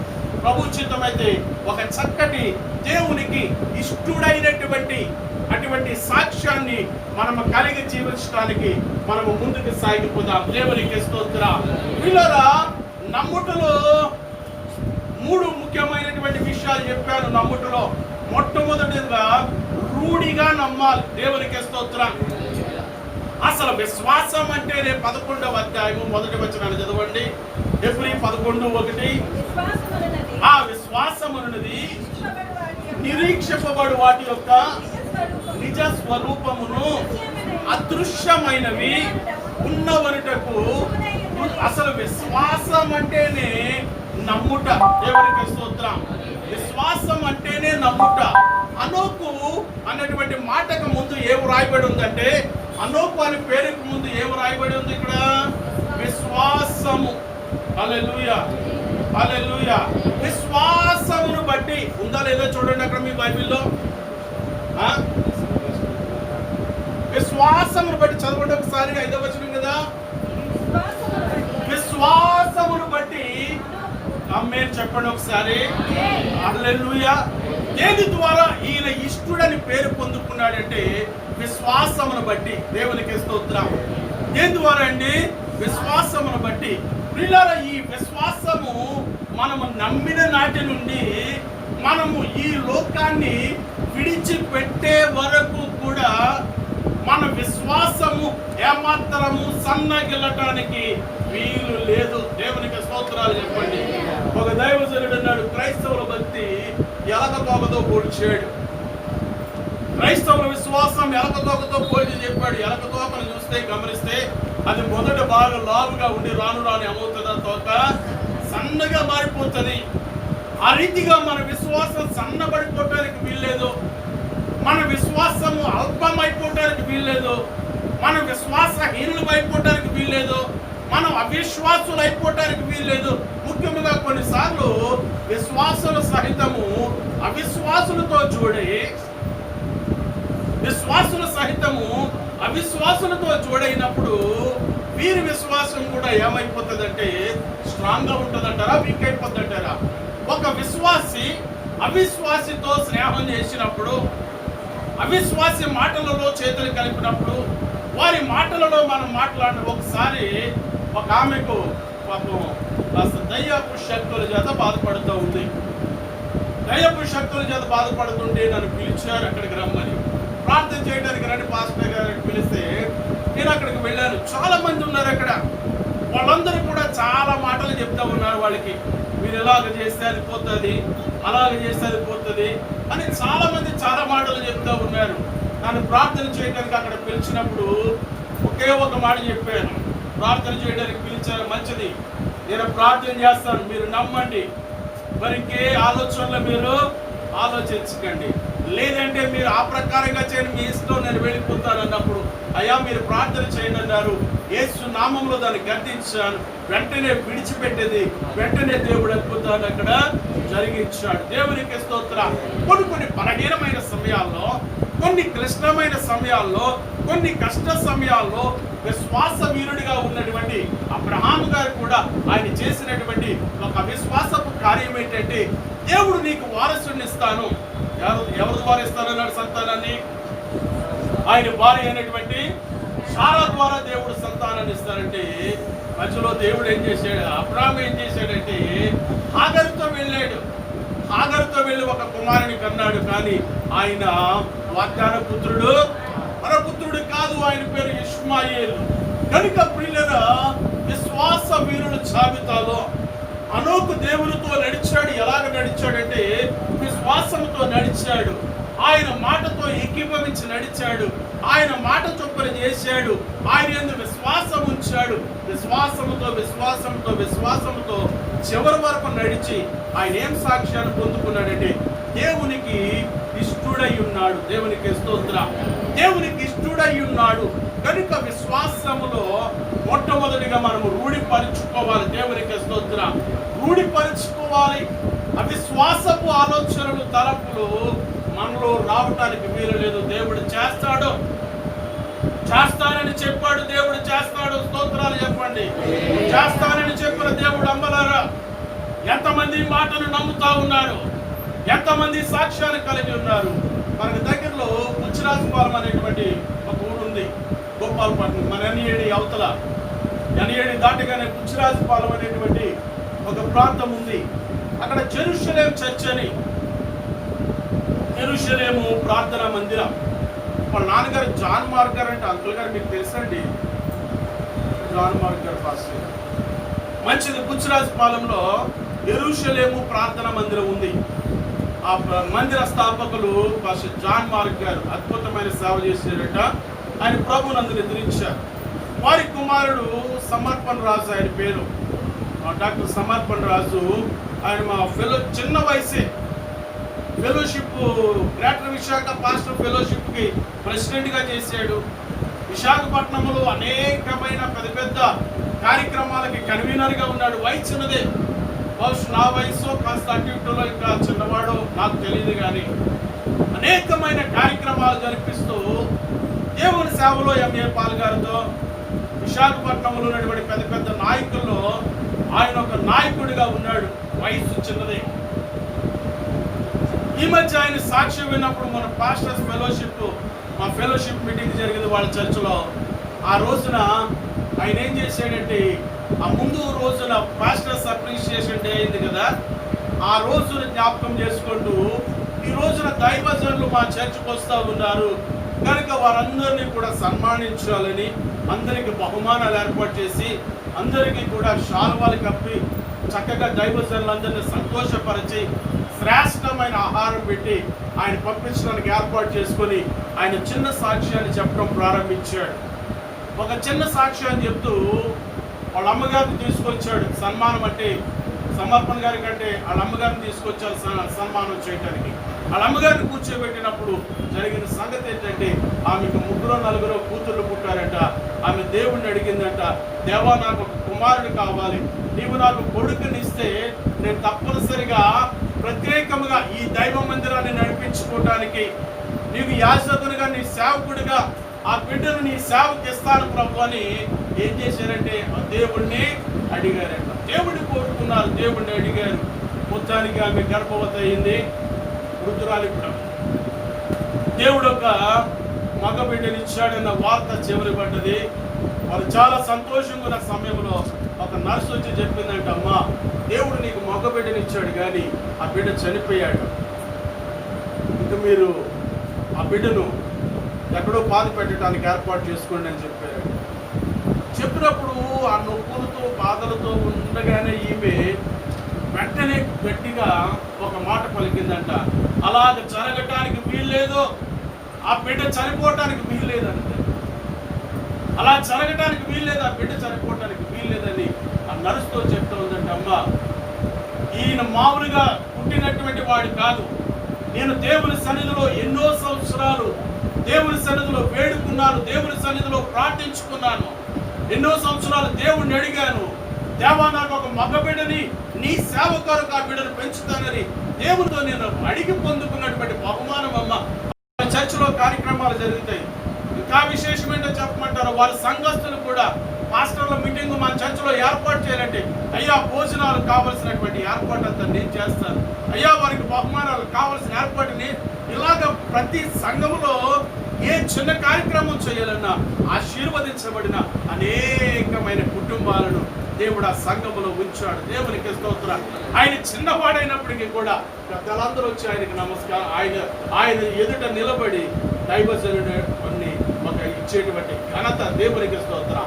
ఈ రోజున ఆ వ్యక్తిని నేనే ఈ రీతిగా నన్ను దేవుడు బ్రతికించాడు కనుక ఈ రీతిగా నేను దేవుని సేవకు ప్రతిష్ఠించుకుని సేవ చేస్తున్నాను కనుక వచ్చిన దైవజనులందరూ కూడా నేను ఉట్టిగా పంపడం నాకు ఇష్టం లేదని ఎంతగానో వారిని సంతోషపరిచి ప్రేమించి గౌరవించి పంపించాడు. దేవునికి స్తోత్రం కలుగుతాడు. దేవునికి ఇష్టడై ఉండుట లేక దేవునికి ఇష్టరాలుగా ఉండుట. పిల్లల ఈ మధ్య హోసన్న వాళ్ళ వీడియో కూడా ఒకటి చూసాం. హోసన్న వీడియో కూడా ఒకటి చూసాం. ఒక చంటి పాపతో వాళ్ళు ఉపవాస ప్రార్థనకు వచ్చి కూర్చున్నారు. హోసన్న ప్రేయర్కి ఎవరో ఒకరు కబురు పంపారంటే దైవజనుడు ఫలాని వారు వెళ్ళిపోతారంట, ప్రార్థన చేయమన్నారు. చచ్చిపోయాడే చెప్పలేదు, వెళ్ళిపోతారంట, ప్రార్థన చేయమన్నారు అని చెప్పారు. ఈయనేమో కూర్చోమని మళ్ళా గంట తర్వాత అయ్యా వాళ్ళు వెళ్ళిపోతారంట, ప్రార్థన చేయమని కూర్చోమని అన్నాడంట. ఇలాగ కూర్చోమని కూర్చోబెట్టి ఆ చివరిగా వాక్యమైన తర్వాత అందరూ లేచి నిలబడండి ఆరాధన చేద్దామంటున్నప్పుడు ఆ బిడ్డను ఎత్తుకొని ముందుకు వస్తా ఉన్నారంట. ఇది కొంతమందికి అర్థం కాదు ఈ విషయం, ఇది వాస్తవం కాదని చాలా మంది నమ్ముతారు. కానీ దేవుడు అద్భుతాలు చేస్తాడు. వాస్తవం అనేది నేను అనుభవించి నేను చెప్పగలను. దేవునికి స్తోత్రం. ఎందుకంటే అట్టి అనుభవాన్ని నా జీవితంలో నేను కూడా పొందుకున్నాను కనుక ఆ బిడ్డను ముందుకు తీసుకొస్తా ఉన్నారు. ఈయనకు తెలియదు. ఆ బిడ్డల చేతుల్లో ఎత్తుకోగానే ఒక్కసారిగా దేవుని ఆత్మ హల్లెలూయా, ఒక దేవుని బలమైన అభిషేకం దైవజనుడి మీదకి వచ్చింది. ప్రార్థన చేయగానే చనిపోయిన బిడ్డలు లేచాడు. దేవునికి స్తోత్రం. ఎంత అందంగా స్తోత్రాలు చెప్పారు. దేవునికి మహిమ కలుగును గాక. ఏమి సాక్ష్యాన్ని మనం పొందుకుంటా ఉన్నాం, ఎంత విశ్వాసాన్ని మనం కలిగి ఉన్నాం, ఎటువంటి పరిస్థితిని మనం కలిగి ఉన్నాం. మనుషులకు అసాధ్యమే కానీ, మనుషులకు అసాధ్యమైనది కలదు కానీ దేవునికి సమస్తమును సాధ్యమే. దేవునికి స్తోత్రం. దేవుని బిడ్డలారా, మనం చనిపోక ముందు ఒక సాక్ష్యాన్ని పొందుకోవాలి. అదేమిటనగా దేవునికి ఇష్టుడై ఉండుట. దేవునికి స్తోత్రం. దేవునికి ఇష్టుడై ఉండేను. హల్లెలూయా. అవును, విశ్వాసములో రూఢి అయిన విశ్వాసం. దేవునికి స్తోత్రం. విశ్వాసములో ఖచ్చితమైన అలా జరగటానికి వీలు లేదు. ఏమైనా సరే ఒక ఖచ్చితమైనటువంటి విశ్వాస వీరుడుగా మనము ముందుకు నడవలసిన వారము ఉంటున్నాం. దేవునికి స్తోత్రం. దేవునితో నడవాలి. ఎలాగ నడవాలంటే విశ్వాసముతో నడవాలి. మన జీవిత కాలం అంతా కూడా నడవాలి. ఒక్కరోజు కాదు, 2 రోజులు కాదు, కొంతకాలం కాదు, 21 రోజులు కాదు, 40 రోజులు కాదు, 3 రోజులు కాదు. లేక ప్రియమైన దేవుని బిడ్డలారా, మన జీవిత కాలమంతా కూడా ఆయన యందు విశ్వాసముతో మనము ముందుకు నడవవలసిన వారముగా ఉంటూ ఉన్నాం. దేవునికి మహిమ కలుగును గాక. దేవునికి మహిమ కలుగును గాక. రూఢిగా మనము నమ్మాలి. రూఢిగా నమ్మి, రెండవది సెబాస్టియన్ గారి జ్ఞాపకం చేసినట్లుగా మనము దేవునికి లోబడి ఉండాలి. హల్లెలూయా. ఈ బడిలోకి మనం రావాలి. దేవునికి స్తోత్రం. నేను చాలాసార్లు జ్ఞాపకం చేసుకుంటాను. డాక్టర్ స్టీవెన్ గారిని పెళ్లి చేస్తూ ఆయన ప్రసంగం చేస్తూ నీకు లోబడి ఉందినని ప్రమాణం చేయిస్తున్నాడు. పెళ్లి కూతురు ఏం ప్రమాణం చేస్తుంది? నీకు లోబడి ఉందునని. ప్రమాణం చేస్తూ ఉంది, లోబడి ఉందని. ప్రమాణం అయిన తర్వాత ఏం చేసావు ప్రమాణం? ఇప్పుడేమో నీకు లోబడి ఉన్నానని, ఇప్పుడేమో లోబడిలో ఉంది, కాసేపటికేమో తిరగబడిలోకి వెళ్ళిపోతే, లోబడిలో ఇబ్బందికి వెళ్ళిపోతే తిరగబడిలోకి. నేను పొద్దున్నే ఓ ఫోన్ నాకు శుభారంభం ఒక ఆయన ఫోన్ చేసి మాట్లాడుతూ ఉన్నాడు. మాట్లాడుతుంటే చూడండి పక్క నుంచి పూరకం వచ్చేసి పోయేది. నాకు ఒకసారి నేను మాట్లాడతాను పాస్టర్ గారితో ఫోన్, అమ్మ ఎందుకు వచ్చింది పొద్దున్నే నాకు తలకాయ బదని ఫోన్ ఇట్టేసాను. ఫోన్ పెట్టేసి వాళ్ళ కోసం ప్రార్థన చేస్తే తర్వాత చెప్తున్నాడు, ఏమైందో తెలియదండి నా భార్యకు దెయ్యం పట్టుకున్నట్లుగా పొద్దున్నే చాలా పూరకం వచ్చేసి అలవాటు చేసింది. మీకు పాస్టర్ గారికి ఇస్తున్నానని మీరు ఫోన్ ఇట్టేశారు, ఈలోగా దెయ్యం పోయింది. మళ్ళీ మాట్లాడుతుంది. దేవునికి స్తోత్రం కలుగును, కనెక్ట్ అయి ఉంటుంది. దేవునికి స్తోత్రం కలుగును కాక. ఏ పని అంటే విధేయత ఉందా, వినయం ఉందా, నిరీక్షణ ఉందా, ఓర్పు ఉందా, సహనం ఉందా, ఎదురు చూపు ఉందా? హల్లెలూయా. ముందు చూపు మనము కలిగి ఉన్నామా? దేవునికి స్తోత్రాలు కలుగును కాక. దేవునికి ఇష్టలై మనము జీవించాలంటే అన్ని విషయాలలో హల్లెలూయా ఆయన మాటకు మనం నమ్మాలి, ఆయన మాటకు మనం విధేయులు అవ్వాలి. కలగపోవు ప్రతిఫలము కొరకు మనం ఎదురు చూస్తూ మనం ముందుకు సాగుకోవాలి. అట్టి మంచి సాక్ష్యమును నేను కలిగి ఉండాలి. దేవా నీకు ఇష్టడు. హల్లెలూయా. దానియేలు నీవు బహు ప్రియుడు అంటున్నాడు. దేవునికి స్తోత్రం. దానియేలు నీవు నాకు మోషే భూమి మీద ఉన్న చరులందరిలో నీవు మిక్కిలి సాత్వికుడు. హల్లెలూయా. హనోకు నీవు దేవునికి ఇష్టడు. హల్లెలూయా. అట్టి మంచి సాక్ష్యాన్ని కలిగి అట్టి దేవునికి ఇష్టడైనటువంటి అట్టి జీవితాన్ని మనం కలిగి ఉండటానికి మనం సిద్ధపడదాం. అట్టి కృపను, అట్టి దీవెనను, అట్టి ఆశీర్వాదమును దేవుడు మనకు దయచేయగాక. తనలో వచ్చినట్టు ప్రార్థన చేసుకుంటాం. దేవా నీ ఇష్టాన్ని నెరవేర్చాలంటే మా ఇష్టాన్ని మేము చంపుకోవాలి. మాకు ఇష్టమైన వాటిని మేము వదులుకోకపోతే, అవును ప్రియులారా, మనకి ఇష్టమైన వాటిని మనం విడిచిపెట్టకపోతే దేవునికి ఇష్టలుగా మనము జీవించలేము. ఆయనకు అయిష్టలుగానే మిగిలిపోతాం. నాకు ఇష్టమండి, నేను విడిచిపెట్టలేకపోతున్నాను అనుకుంటూ ఉన్నారేమో. ఒకవేళ దేవునికి అది అయిష్టమైతే మనకిష్టమైనా సరే దాన్ని ఏం చేయాలి? మనం తప్పనిసరిగా విడిచిపెట్టాలి. అది దేవునికి హేయమైనదైతే, అది దేవునికి అయిష్టమైనదైతే, అది దేవునికి సంతోషకరము కానిదైతే, అది ఏదైనా సరే దానిని మనము హృదయపూర్వకముగా విడిచిపెట్టగలిగిన నాడే దేవునికి మనం ఇష్టలుగా జీవించగలం. రెండు పడవల మీద ప్రయాణము చేయలేము. ఇద్దరు యజమానులకు మనము దాసులుగా ఉండలేము. ఒకే వరలో రెండు కత్తులు ఇమ్మడలేము. ప్రియమైన దేవుని బిడ్డలారా, నీకు ఇష్టమైనది ఏదైతే ఉందో, నీకు ఇష్టమైనది ఏదైతే ఉందో, అబ్రహామా నీవు నాకు ఇష్టడిగా ఉండాలంటే, నీవు నాకు ఇష్టడు అవ్వాలంటే నీకు ఇష్టమైనది ఉంటుంది. దానిని నీవు వదులుకోవటానికి సిద్ధంగా ఉన్నావా? ఏంటి దేవా అది? చెప్పుదేవా, ఏదైనా నీ కొరకు నేను వదులుకుంటాను చెప్పుదేవన్నప్పుడు, అదేనయ్యా నీకు ఇష్టమైంది, నీకు ప్రియమైనది, వృద్ధాప్యంలో నీవు పొందుకున్నటువంటి నీ నవ్వు, నీ సంతోషం, నీ సాకును నాకు ఇవ్వగలవా? నీ సాకును నాకు బలిగా ఇవ్వగలవా అని అబ్రహాము దేవుడు అడిగినప్పుడు ఆయన సందేహించగా అబ్రహామును బలి ఇవ్వడానికి సిద్ధపడ్డాడు. అట్టి ఒకవేళ దేవుడు మనల్ని ఏది కోరుతూ ఉన్నాడేమో, అమ్మ నీ నుండి ఏది కోరుతూ ఉన్నాడేమో, నీకు ఇష్టమైంది, లేకపోతే నీకు ఇష్టమైన ఆలోచన, నిజమే ప్రియులారా, మీరు దుబాయ్ దేశం వెళ్ళిపోవాలని, అక్కడే సెటిల్ అయిపోవాలని, వారి బిడ్డలతో నా అంతటి నేను పని చేసుకొని సంతోషంగా బ్రతకాలని, నా కుటుంబాన్ని నేను పోషించుకోవాలని నా ఆశ. అయితే అది దేవుని ఇష్టము కాదు, అది దేవుని చిత్తము కాదు. దేవుడు నాతో మాట్లాడుతూ, నీవు వదులుకోగలవా? నేను నిన్ను పోషిస్తాను, నీవు వదులుకోగలవా? నేను నీకు తోడుగా ఉన్నా.